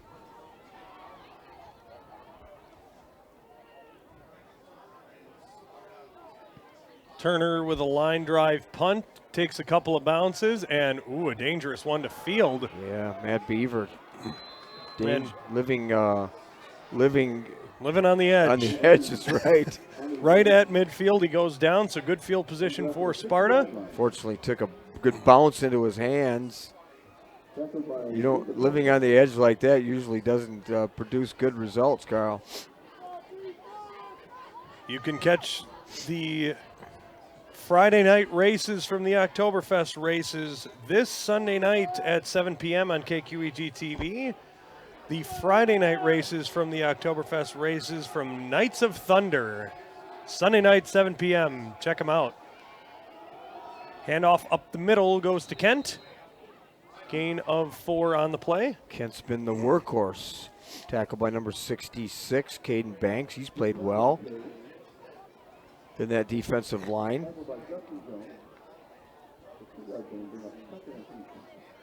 Got an update in that Toma West Salem game, 7-7 at West Salem.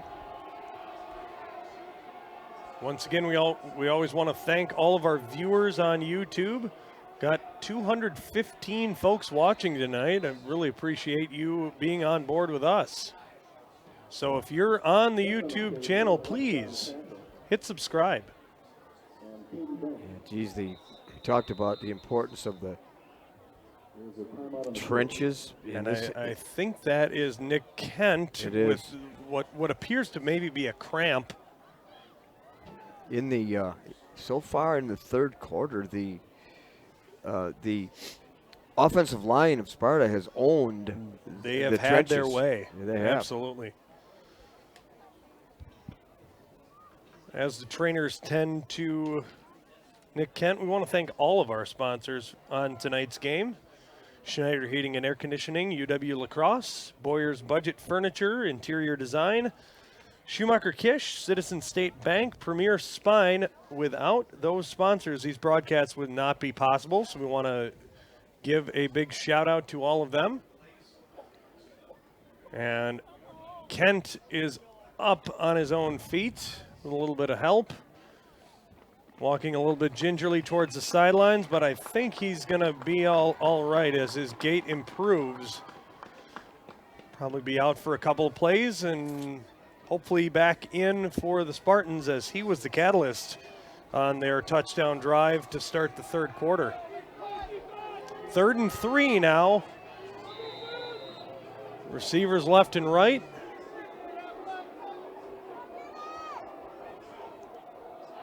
Hand off to the new tailback. That's Marcus Cox, number 27. And it looks like he's going to be just a touch short. Caden Banks again met him and denied that first down. They're going to give him a gain of 2 3/4, it looks like. Not quite the 3 he needed. So 4th and half a yard. Send Wisniewski right up the middle, and they do. And it's Tom Brady style. He's going with a sneak. Yeah. First down. Speaking of Tom Brady, is that guy ever going to age? I heard an interview with Doug Flutie this morning, and he was talking about how they were mentioning Tom Brady broke Doug Flutie's record for the oldest player with 2 rushing touchdowns in one game. Yeah, I read that, but he was a little upset because Flutie's like, I actually earned those runs. They were legit runs. Brady's were just sneaks. Yeah, it's just amazing to study him and his lifestyle. Father Time is usually undefeated, but he's his eating habits and his just lifestyle is why he's continues to play like that. Oh, and wow. Here comes Cox, the big running back, powering his way across and gets a first down to the 30-yard line or very close to it. Justin Jones had to corral him down or another first down, but well, they were about a yard short. But back to Brady, I just think his overall lifestyle, his attitude, way he takes care of himself, just everything about him is conducive to continuing to play. Yeah, no quarterback has shown that level of ability at that age. Handoff goes to Cox, and we got a penalty flag flying in. First penalty of the second half. See what the call's about. Well, it's in the middle of that skirmish, which usually means hold, and it is. Holding against the Spartans, going to knock him backwards. Oh, we have offsetting penalties. Face mask on the defense. Okay.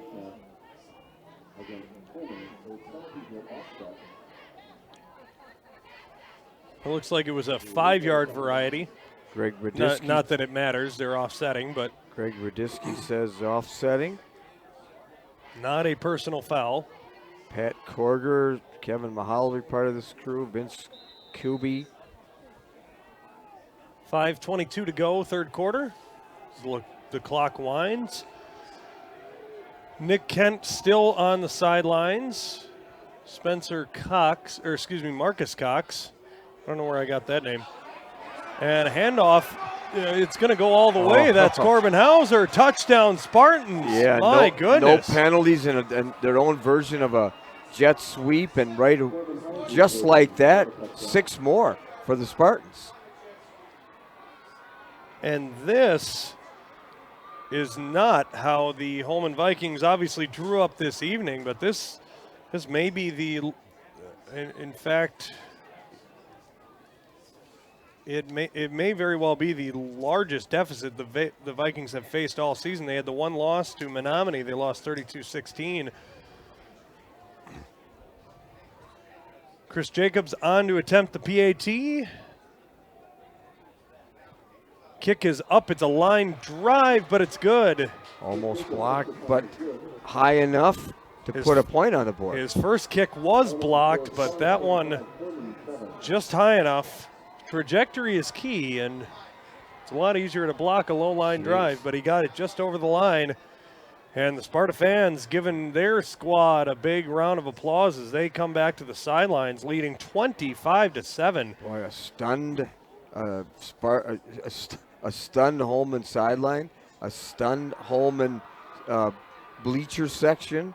Oh, my goodness. 5:05 left in the third quarter.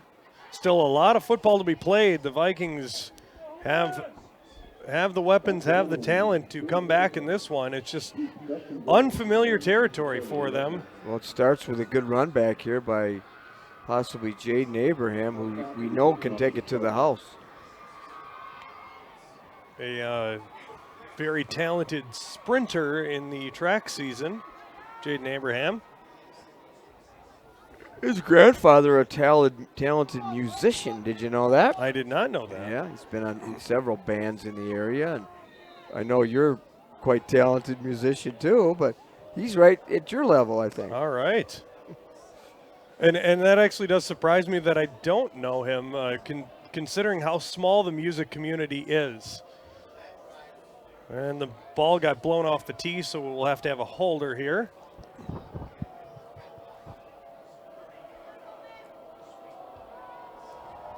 And kickoff is end over end. Fielded, looks like, by Abraham. He's got it. Stutter steps, makes one man miss, and he goes down across the 20-yard line, about the 26-yard line, it looks like. Spartan coverage team has been impressive. Just under 5 minutes to go, third quarter. A mild set of urgency here for the Vikings, huh? Couple of turnovers, a quick 3 and out, and all of a sudden the Vikings are backs against the wall a little bit here. 1st and 10, 26-yard line. Handoff goes to Navala. He's tripped up and gets a gain of about 5 there. About time for Holden to break one too here, huh? Officially gave him 6 yards on that one. I'm going to bring up 2nd and 4. You're right. This is the time for your stars to shine. And Brett Holden has been held in check for the most part. Handoff, nowhere to go to Holden. Geez, that interior defensive line. Sparta again just up to the challenge. That time, Madden Connolly making the tackle. Gain of 2 for Brett Holden. That's his first carry of the second half. He had 12 carries, 66 yards first half. 3rd and 2. Handoff goes to Holden again, and forward progress may get him there. He's gathering a lot of interest. I'll tell you that when he first down. When he gets the ball, there's a white jersey right there to meet him. Needed 2, he got 3. First down, Holmen Vikings. 3:45 left in the third quarter.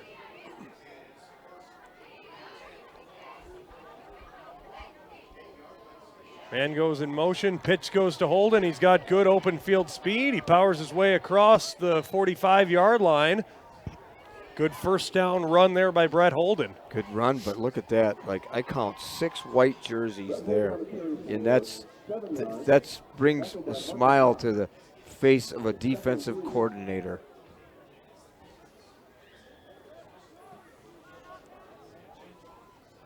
Second and 7 there.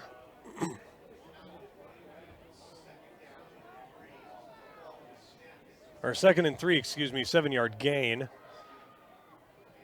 Handoff to Holden again, and he's pushed back. Wisniewski in on that one.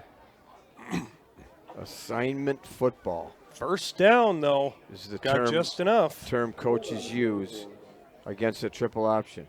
Assignment football. Everybody has a guy. That's a Brett Holden staple, though. He needed 3, he got 4. If he needs 5, he gets 6. If he needs 1, he gets 2. That's just the way that he is. He's got a nose for the first down. Pitch goes to Nathan Navala. Gets a block, cuts up field. He's got enough for a first down and then some. Yeah, getting nice run, Nathan Navala. Student body left, get him the first down. Good play call after going to Holden, and then go to the outside with Navala. 11-yard gain on that one for Navala.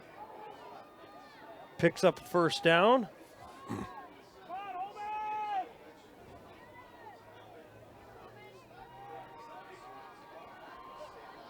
Weber back under center. Been quiet tonight from a running standpoint. Handoff goes to Navala. He trips, and he's going to be about a yard in the backfield short. Yeah, he tripped. Madden Connolly will not get credit for that tackle, but he's the guy that turned him in and created a little bit of uncertainty with his feet. 2nd and 11. 43-yard line. Pitch goes to Holden. He's got some blockers. Makes one man miss and gets taken down by a host of Spartans. Again, 4 of them there, Carl. That's just excellent pursuit. 4 white jerseys there, led by Marcus Cox. Marcus Cox came in the last drive as the tailback. Had a couple of carries and now getting his name called on the defensive side of things. 3rd and 7, 39-yard line. Vikings driving. Back to pass. Weber's got all day. Finds the man on the boundary. It's Navala, and it's complete, and it's going to be pretty close to enough for a first down. I think he's got it. Great protection, Carl, but Navala was his check down receiver. You could see that. He wanted to go deep and had enough poise to find his check down. They're going to... We got a Viking timeout. Got a Viking timeout. Excuse me. I thought they were taking a timeout for a measurement, but it is a yard short of the first down. So it's going to bring up 4th and 1, and not a bad call by Coach Kowalski to think this one over. Well, even though we have a full quarter ahead, this is an important first down. Absolutely. So I can see the reasoning for using a timeout. And they will take a measurement here while the clock is stopped so that they know exactly how much they need. Going to be about maybe 2 feet. UW La Crosse Eagles continued WIAC play tomorrow against the UW Stout Blue Devils. See it live on the web at kqegtv.com starting at 1 p.m. or watch it the following Tuesday night at 7 o'clock on Channel 23. Big win needed for those Eagles at 2-0, and then now 2-2. 4th and 1. Here it goes. And was anyone surprised where that one went? No, absolutely not. Brett Holden, he needed 1. He got 2. On the Spartan side, it would be an obvious Wisniewski run, not an obvious Weber run on the Holmen side. Nope, different style quarterbacks for sure. Different size, yeah. Absolutely. 1st and 10, 30-yard line. As the clock winds down on the 3rd quarter, Weber looking to the sideline for an indication. Telling his lineman what the play call is. Navala takes the pitch. He's got blockers, cuts it up, and he's taken down after a gain of about 5. Guess who came in, split the defense, came in and made a great shoestring tackle. A Division I recruit. He just continues to amaze me. I am looking forward to the day when he is on 7 Rivers Sports. I want to just talk to him about an unbelievable skill set. Well, it is the end of the 3rd quarter. The score, Sparta 25, Holmen 7. We'll be back with the 4th quarter. You're watching high school football on KQEG TV and KQEGTV.com. Stick around. No matter where you are, it's easy to find Schneider Heating and Air Conditioning. Schneider Heating, La Crosse. Schneider Heating and Air Conditioning. Here you are. Right now, get over $1,700 in rebates and utility credits with your new Carrier Infinity heating and cooling system. Call or visit us online to ask more about our Gold Star maintenance program. Schneider Heating, West Salem. Schneider Heating around West Salem. Here you go. Turn to the experts, Carrier and Schneider Heating and Air Conditioning. The change will be dramatic. Give your kitchen a tasteful surprise, a custom designed backsplash from Interior Designs. Enjoy the beauty of ceramic tile framed by your cabinetry. Designs that are not just easy on the eye, but easy to maintain as well. Whether you have a taste for porcelain, stone, glass, or metal, our menu of designs can cover it all. Add beauty and value to your home. See our design specialists at Interior Designs, Holmen Drive, Holmen. From Interior Designs. Welcome back, everybody. Fourth quarter action here in Holmen at the Holmen Vikings. And back to passes, Weber. He's got his man.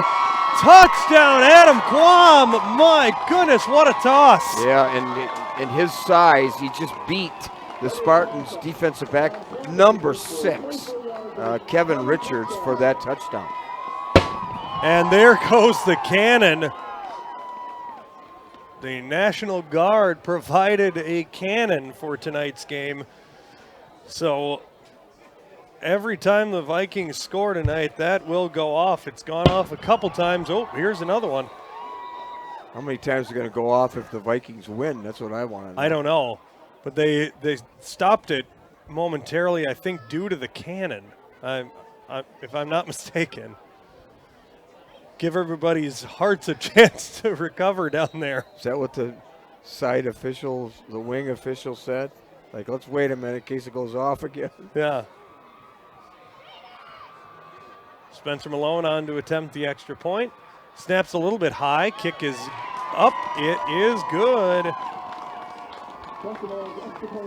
And the Vikings find themselves back in business a little bit with the big touchdown pass to Adam Quam. I know we just took one, but we're going to take another break. Stick around. More fourth quarter coming up on the KQEG High School Game of the Week. From the bluffs to the river, surround yourself with knowledge, competition, the arts, friendships. Surround yourself with distinction. Surround yourself with UW Lacrosse.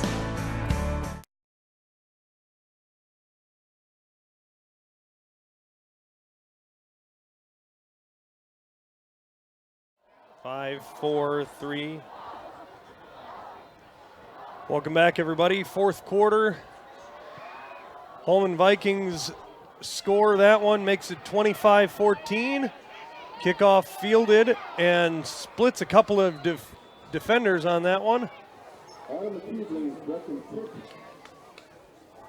On that was Adam McKee returning that one.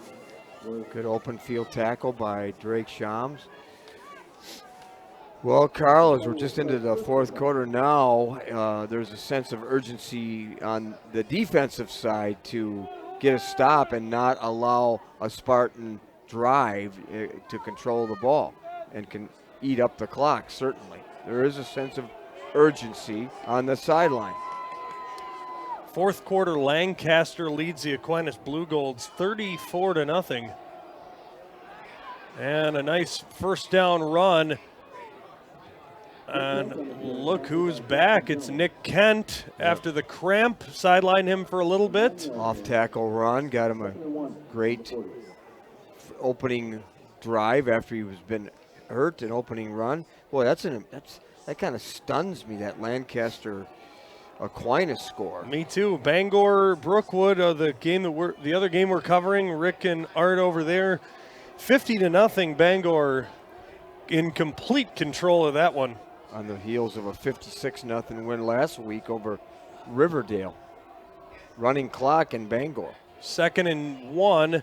Handoff goes to Kent. He's got enough. Couple of yards there. A little better defense by the Vikings. Tackle by number 57, Jaden Nesseth.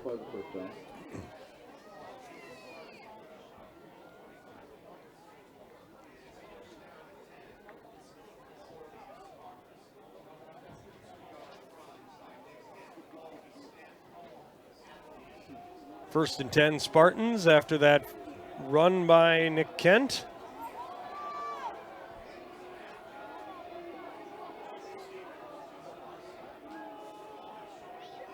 Snap to Wisniewski. Hands to Kent, gains a couple. Kent with good ball security again, running into the arms of number 57, Jaden Nesseth. 2 good tackles in a row. Sparta already looking at clock management. Do you notice that? And I do. Wisniewski waiting until the back judge. And in this crew, it's Vince Kubi starts to chop the time before he begins his cadence.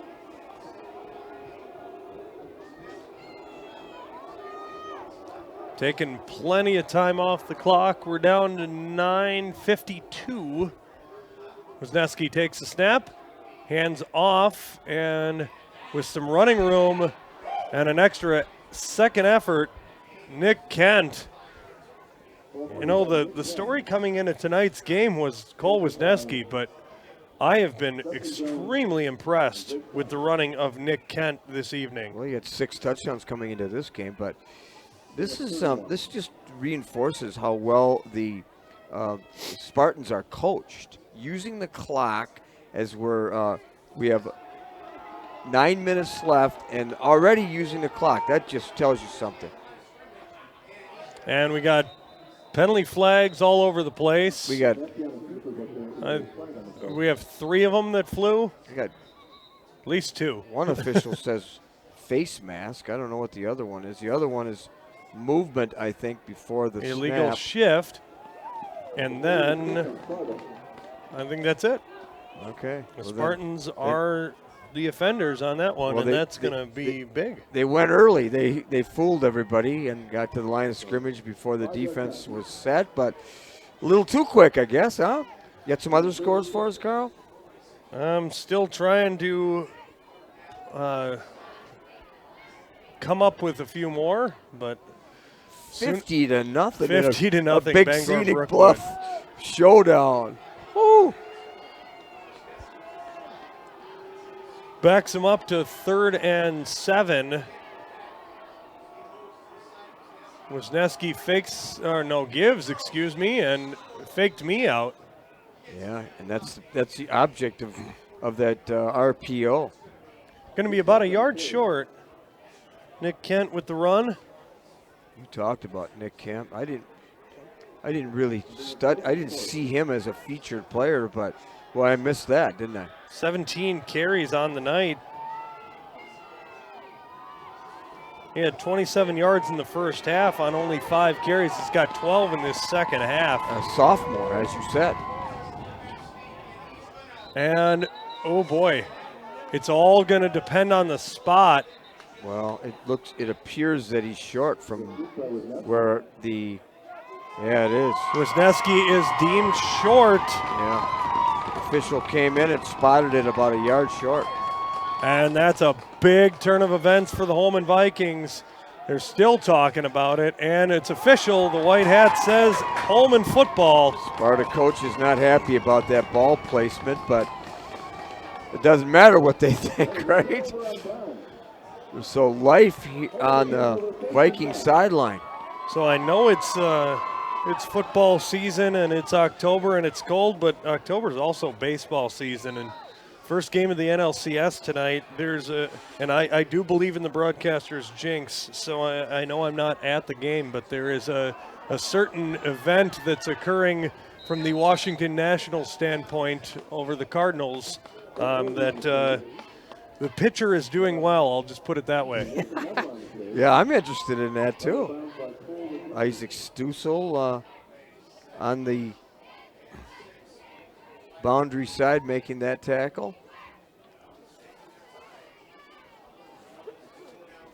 Gain of 4 there, excuse me.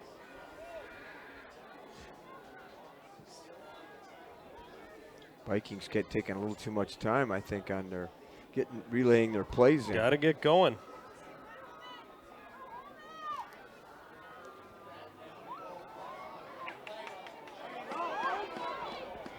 And a handoff goes.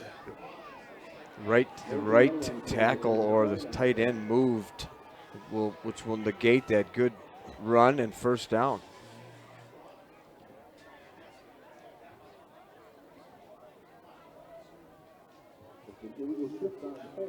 The illegal shift is the official call.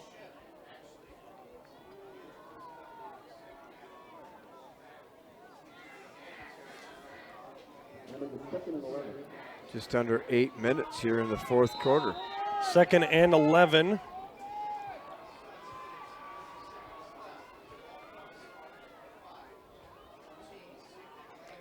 Handoff goes to Holden. He's got some running room. He's got power, and he runs over a couple guys and gets a big gain for going to be close to another first down, a couple yards shy. Much better blocking on this possession by that offensive line. Sarazen, Cardi, Nesseth, Rannis, and Langer.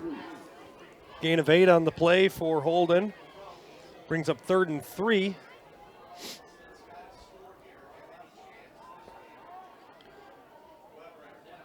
And Weber keeps it himself, jumps, and is going to be about a yard short, it looks like, from here. Designed run off that triple option, trying to find that crease, and you're right. Big play here, certainly. This could be the game. 4th and 2, 6:49 to go.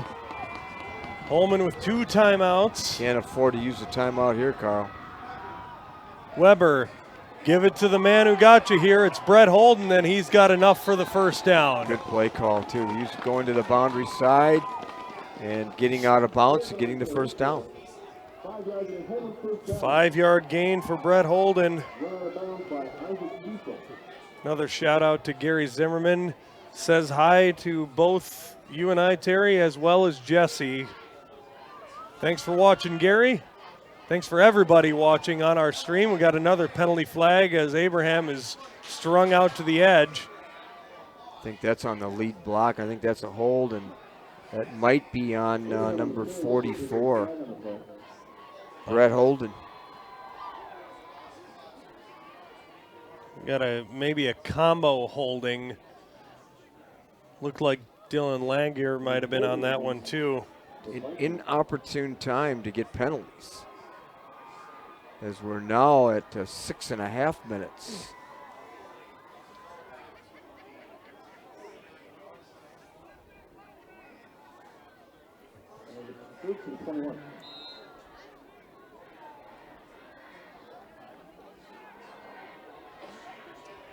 First and a lot. A fake and a little check down to Elson. Going to gain a few, but not what they were looking for on the bootleg pass. Trying to isolate him on the boundary side here, and he was well covered again. Got nothing from what he expected to get. Gain of about 6 on that play. Weber keeps a little bit of a broken play, and the Spartans are all over it. Yeah, he needed to get to the outside and instead cut inside into the teeth of that defense. Good piece of officiating right there by Vince Kuby, who didn't call a flag, just didn't throw a flag, just a little extra activity. Good officials just say, guys, knock it off. Just nip it in the bud. Don't spoil the game. That's great officiating. Back to pass, finds Quam. Spin move. Oh, he's got some running room and a first down, Holmen Vikings. Just a hitch move, finding that soft spot in the Spartan defense. Caught it, did the rest himself.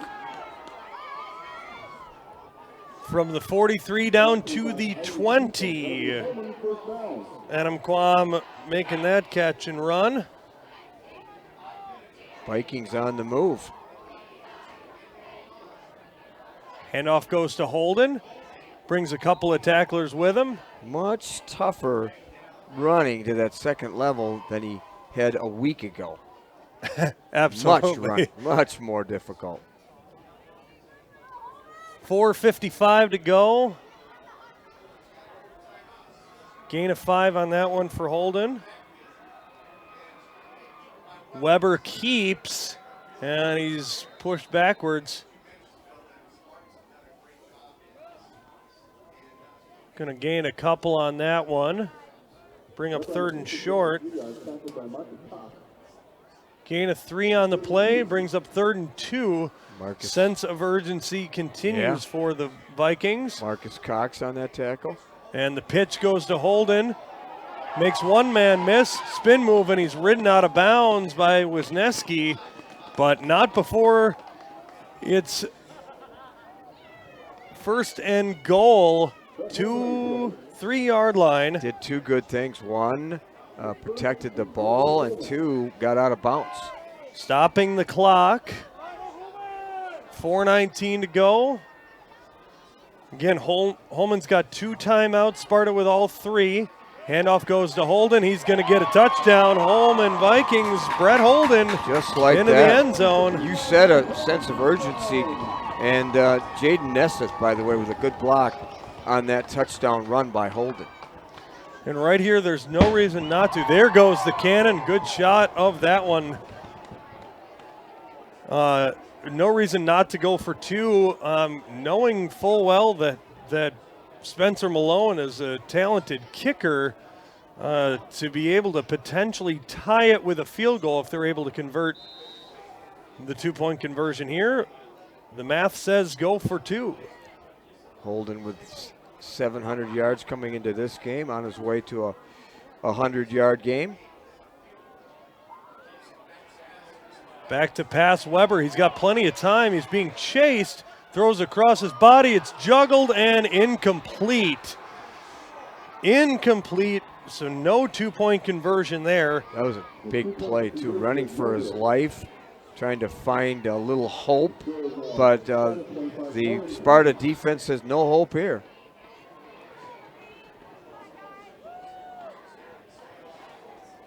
Well, do we, with a little over 4 minutes, do we see an onside kick by the Vikings? I would suspect we do. Well, you mentioned that Holden approaching 100 yards. Well, he's over 100 yards. I've got him unofficially 23 carries for 122 yards and that touchdown for tonight's game. So 2 games in a row over 100 yards, and at around this is a different way to get to 100 yards than he had last week. He only had 7 carries and he had some big runs. Little more. Tonight's been a little bit harder earned. Beat up a little bit more this evening, but so Holden about 800 and some 20 yards this season. That'll get him some all-conference looks.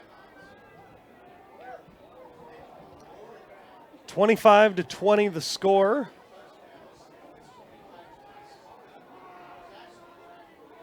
Sparta with the lead. Sparta with nobody back too, Carl. 4:15 loading left. The front line. And obvious onside kick. You see, looks like Malone going to handle it. Looking for that bounce. Did it go? And just went. And 10. it's protected, and the Vikings have it. Oh, just went 10 yards. yards. Oh, my goodness. Went 10 yards. I think 10.5 yards. And inexplicably, the Spartans let that one roll. Oh, that was a big mistake. Oh, my goodness. Not sure who got that. There was a big mess right there at the 50-yard line. But the fans here at Empire Stadium, pretty this excited. Lit up the crowd. 25-20, Holmen trailing by 5. 4:15 to go. They've got 2 timeouts, and they got to score a touchdown, and they'll take the lead if they do. Pitch goes to Brett Holden. Holden gets a block, and he's kicked out of bounds. Well, they like that boundary side, particularly trying to run away from Wisniewski. Stiesel again. Gain of 3 on the play. Isaac Stiesel has had a good game. 2nd and 7. play selection here now, so vital for the Vikings. They do have the ability to throw it over the top at some point, perhaps. Holden gets tripped up. Boy, Isaac Stiesel, we've called his number many a time, and he does it again. He has played extremely well. He's in the running for our post-game discussion on player of the game. Not a very big kid, but makes up for it. Technique, holding his ground, keeping his shoulders square.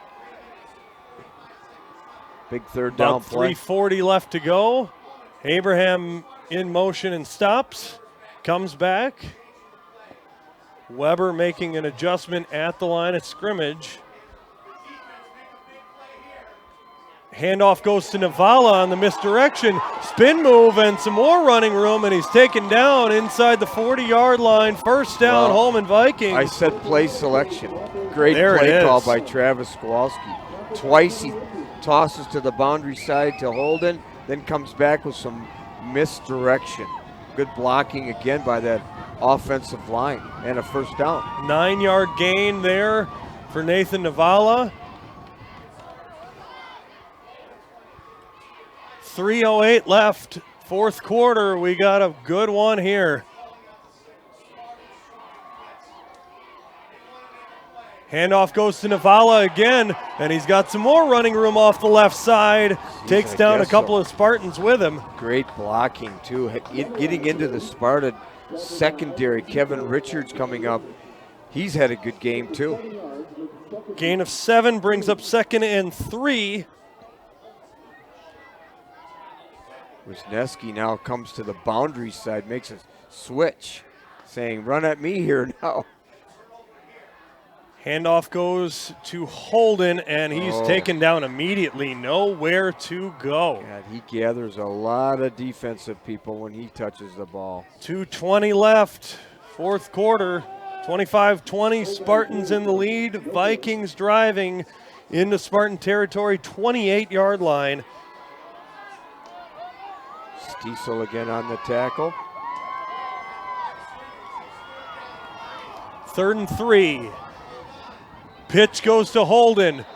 And we've got whistle stopping the play. Before the play started, we've got an illegal procedure against the Vikings. Pre-snap penalty. I didn't see that either. I did not either. I didn't. It must have been just a slight movement to the wide side, because I don't see much reaction from the Viking sideline, but I didn't see anything there.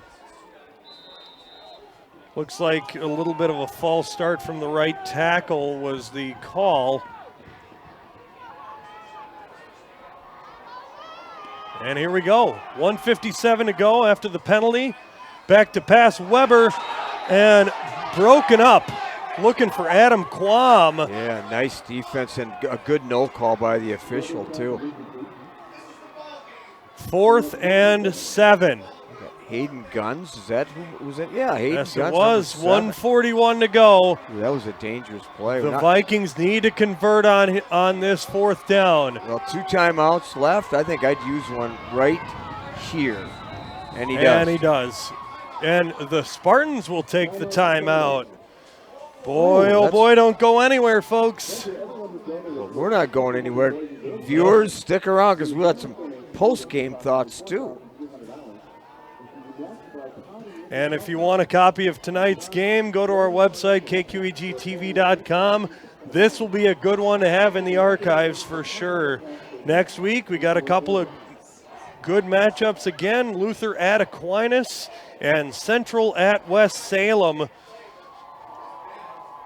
Final from Bangor. 50-0 over Brookwood. Oof.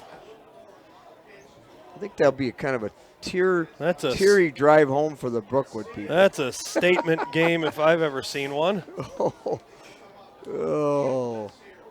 It's good for Rick Mullenberg. You know, he took a year off of being the head coach and now back again. Kevin Kravick, head coach last year, but Rick back in the saddle. All right, let's jump back into the action here. Minute 41 to go. 4th and 8.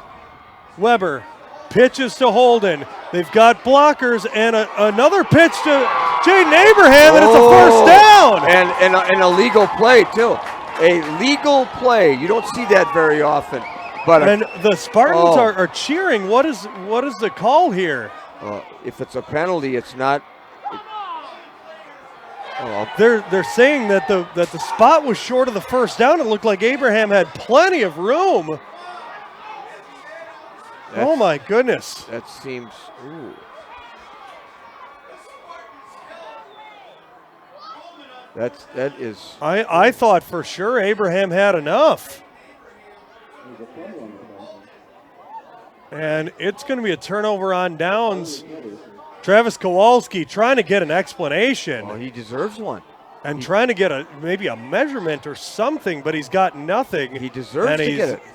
He is hot. I'd like to see that replay. I don't know if I've ever seen Travis Kowalski that demonstrative on the field. Maybe he's got a point. I think he's got a point. And handoff goes quickly to Kent. Vikings with 2 timeouts. Timeout, Holmen. We don't have the privilege of a replay, I don't think, here to check the validity of that, but I would think that would justify a measurement, but I shouldn't say unless I saw it. What do you see on the replay? So I have the ability to replay our YouTube stream on my mobile device, and from what I see, it looks very close. It's very difficult to tell being the far sideline, but it looked like Abraham had enough. But I don't know. It depends on where his foot was when he stepped out of bounds, and I think that's what the spot in question is. 2nd and 10. Handoff goes to Kent around the outside. Looking to strip the ball are the Vikings, and to no avail, they'll take their final timeout. Minute 25 to go. Going to bring up 3rd down here. The Spartans need 1 first down, and the game will be over. Well, exactly, but if they don't, the Vikings will get the ball back. They will get the ball back with some time left on the clock, not a lot. I would love to see that play again replayed a few times. Anytime it's close, the common courtesy and protocol is to have a measurement. No such thing occurred. So 3rd and 3, minute 25. The scoreboard shows that the Vikings have 1 timeout remaining, so they do have 1 more timeout. I thought they had taken one earlier in the half, but they took one in the 3rd quarter. I believe so too, but maybe it was a Spartan timeout, or perhaps it was just a timeout for a measurement, because I remember that was a thing that occurred there. Man comes in motion. Handoff to Kent, and not a single space of running room. Holmen takes their timeout, and Kent barely got moving before he was taken down. It's almost as if number 66, Caden Banks, was in the huddle. Well, if he wasn't in the huddle, he sure was in the backfield, right next to Nick Kent. Minute 20 to go. The Holmen Vikings are now out of timeouts. So what appeared to have been a Holmen timeout earlier in the 3rd quarter was a measurement timeout. So no timeout charged to the Vikings, and that ended up making a difference here that they did not take that timeout, being able to stop the clock 1 more time. Minute 20 to go, 4th and 7.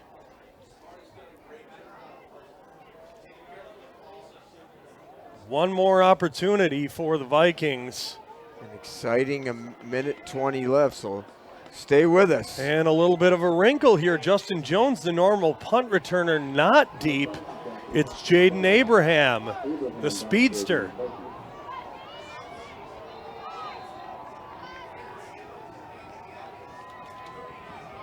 Ty Class set to punt this to the Vikings. Punt is high and tumbling, takes a bounce, and that's a get away from it ball. And it takes a Holmen bounce, 46-yard line where it's downed. No timeouts, minute 12, 46 yards to go to pay dirt. And that's where the Vikings need to go. Well, the Vikings with a 2-minute offense with a minute 12 left. See how rapidly they can get their plays in and get the ball out of bounds and use the clock, as you said, with no timeouts. Is there a miracle here at Empire Stadium? Pitch goes to Navala, and he powers his way across. It's going to be close to a first down. Is it a first down? That makes a big difference. Well, it does. Should stop the clock. It does. 104 and while left. they reset, you're right, 104. Clock winds. Here we go. Handoff. We got a penalty flag flying in the backfield. Referee threw that. I think had an illegal shift. Well, correct call, which doesn't necessarily hurt the Vikings considerably. It does stop the clock. I guess that's the silver lining. That's what I meant, yeah. So clock will start when the ball is placed and teams are ready. 56.8 on the clock officially. Be first and 15. 40-yard line.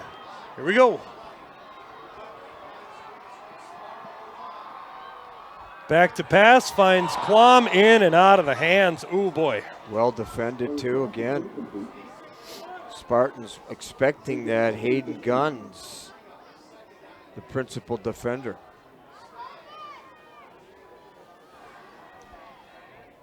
That stops the clock, brings up second and 15. 47 seconds to go. Again, the first down is the friend of the Holmen Vikings because it will stop the clock. They have no timeouts remaining. The Spartans have one. Pitch goes to Holden. Going to the boundary, and he's taken out of bounds, and it does stop the clock. Big play there by Brett Holden to get to the out-of-bounds line. He knows where that sideline is, doesn't he? And he does a nice job of getting there and yardage along with it. Gain of 9 on the play. 3rd and 6. Back to pass, pump fake, deep ball. Adam Quam, we got a penalty flag. Incomplete. See what the flag is, and now we got another late flag rolling in. What's this call? I don't know. We're going to see what the officials have to say. We've got 2 separate fouls, it appears. Now the key is, what are they?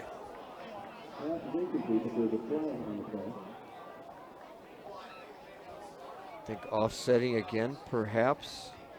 Greg Radisky giving an explanation to Weber. Defensive holding, that is declined. Pass interference is accepted. So it'll be from the line of scrimmage. 15 yards from there. And a first down. 35 seconds to go. Big call there. I'd like to see that again, too, and we will after this is completed because that was a difficult call. Didn't look like pass interference, but the back judge had a better angle than we did. 17-yard line, 35 seconds.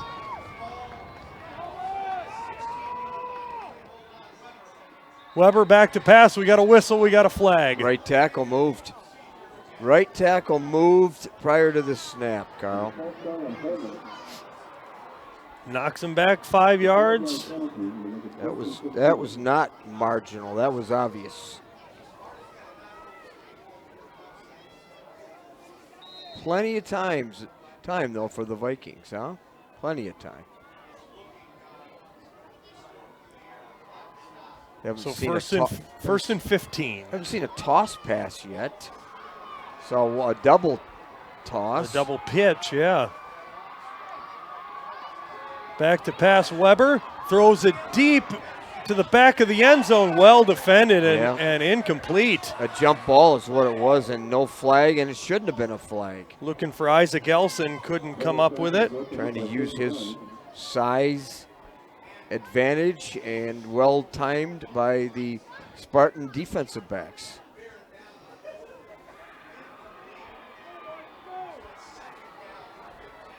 Second and 15. Got 27.2 on the clock.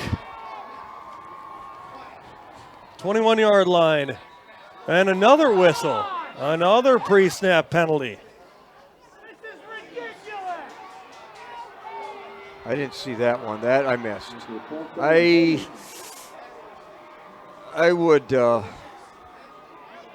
be too happy about that one.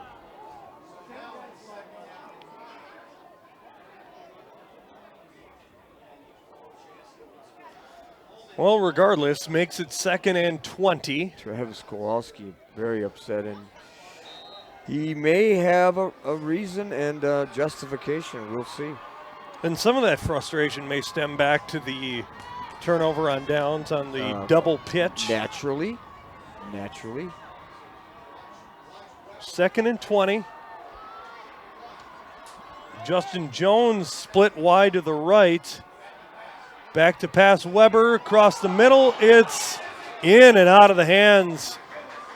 Looking for Jaden Abraham. Yeah, couldn't come up with it. Tight window, Carl, and that's a tough catch for a running back to make. Good defense and a good no call. Brings up 3rd and 20. 20 seconds to go. The trouble here is if they do not get a first down, they'll be hard pressed to get another playoff before the clock expires. So they either have to get to the end zone, get to the out of bounds, or get a first down on this play. Well, do you go to Holden now on that pitch to the boundary side? We'll find out. Make it a more manageable 4th down? Perhaps. Back to pass Weber. He surveys the field. He throws it deep and incomplete, overthrown. Well, trying to isolate and get number 17, who matched up Justin Jones, matching up with Cole Wesneski. And Wesneski. There's a matchup of a couple of big guys. Oh, yeah. 6'3" apiece about. Well, here's the ball game, folks. 4th down, 20 yards to go. 13.9 seconds on the clock. No timeouts for the Vikings.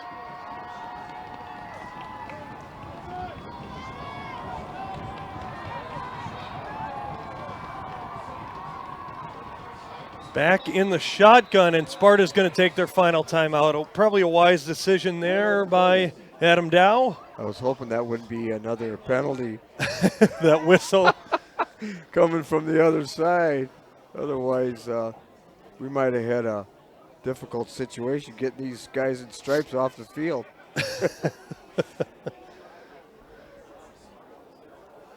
Oh, boy. Well, Terry, I don't have a dog in the fight here, but my heart's pumping. I don't know about you. Mine is too, but as soon as this is over with, I got to turn my attention to UWL tomorrow and get ready for that one. That should be a good one tomorrow. So taking on UW Stout. Not to minimize the importance of the rest of this game. Not in the least. This is highly exciting. And this has MVC title implications. Sparta with 1 loss in the conference, Holmen undefeated. On Alaska with 1 loss. Weber back to pass. Blitz coming. Fends off the man for now. He's running for his life. He can't get rid of it. Sack. Sparta football. And the Sparta faithful are going nuts across the way. Naturally so. Oh, wow. You can see the student section going nuts over there. And Cameron Weber, a valiant effort on senior night. Just chased down and could not find a lane to get rid of the football. Couldn't get his feet set, couldn't get his shoulders, couldn't get his vision downfield. Maybe the biggest defeat and the biggest win by Sparta in, decades. Huge win. One snap and it'll end.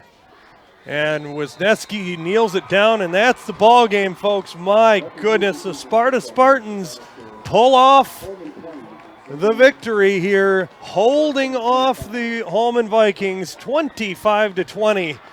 And Terry, this has got to be one of the best high school football games I've seen in a very long time. Wow. Yeah, absolutely. Travis Kowalski highly upset and still trying to get an explanation on the boundary play to Jaden Abraham, I believe. Exactly. And I've been on the other end of that too, so I know exactly how he feels because I've been on that side. I know how the officials feel because I've been over there too. And, after a hard-fought game tonight, still a wonderful thing to see the handshake line between the two teams. Both these programs show class and sportsmanship on the regular, and tonight is no exception. So, players of the game. I'm going to go with two players for Sparta. I'm going to go with Stiesel. Isaac Stiesel. And Cole Wisniewski. I'm going to take Nick Kent. And Nick Kent. I'll take three. Nick Kent, he 3 is good for me. He deserves it too. For the Holmen Vikings, Brett Holden had quite a valiant effort, over 25 carries tonight. And I got to give Cameron Weber a nod as well, holding in there against a tough Spartan rush and I'm gonna say Caden Banks also yes, stands out to me. We called his name quite a bit, the junior at 6'4", 245. So and what I like about everything I like about coming here, the hospitality, just everything that Holmen does, and I know whether the Vikings win or lose, at the end of a game they get together as a team and they salute their fans. And you can see the Spartans saluting their fans across the way, but the Holmen Creed, one of the best traditions in the Cooley region. Next week, the Sparta Spartans stay on the road. They head to Marshfield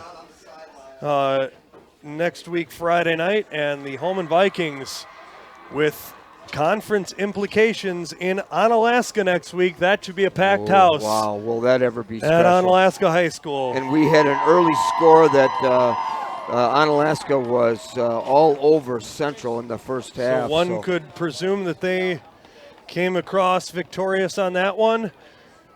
So, Terry, any last thoughts on tonight's game? I'm just I always enjoy coming here, and so I'm glad we hope we did a good job for our viewers. We work hard at doing that. We appreciate all the viewers, all the sponsors. So we will be with you next week and then into the postseason. So stay tuned.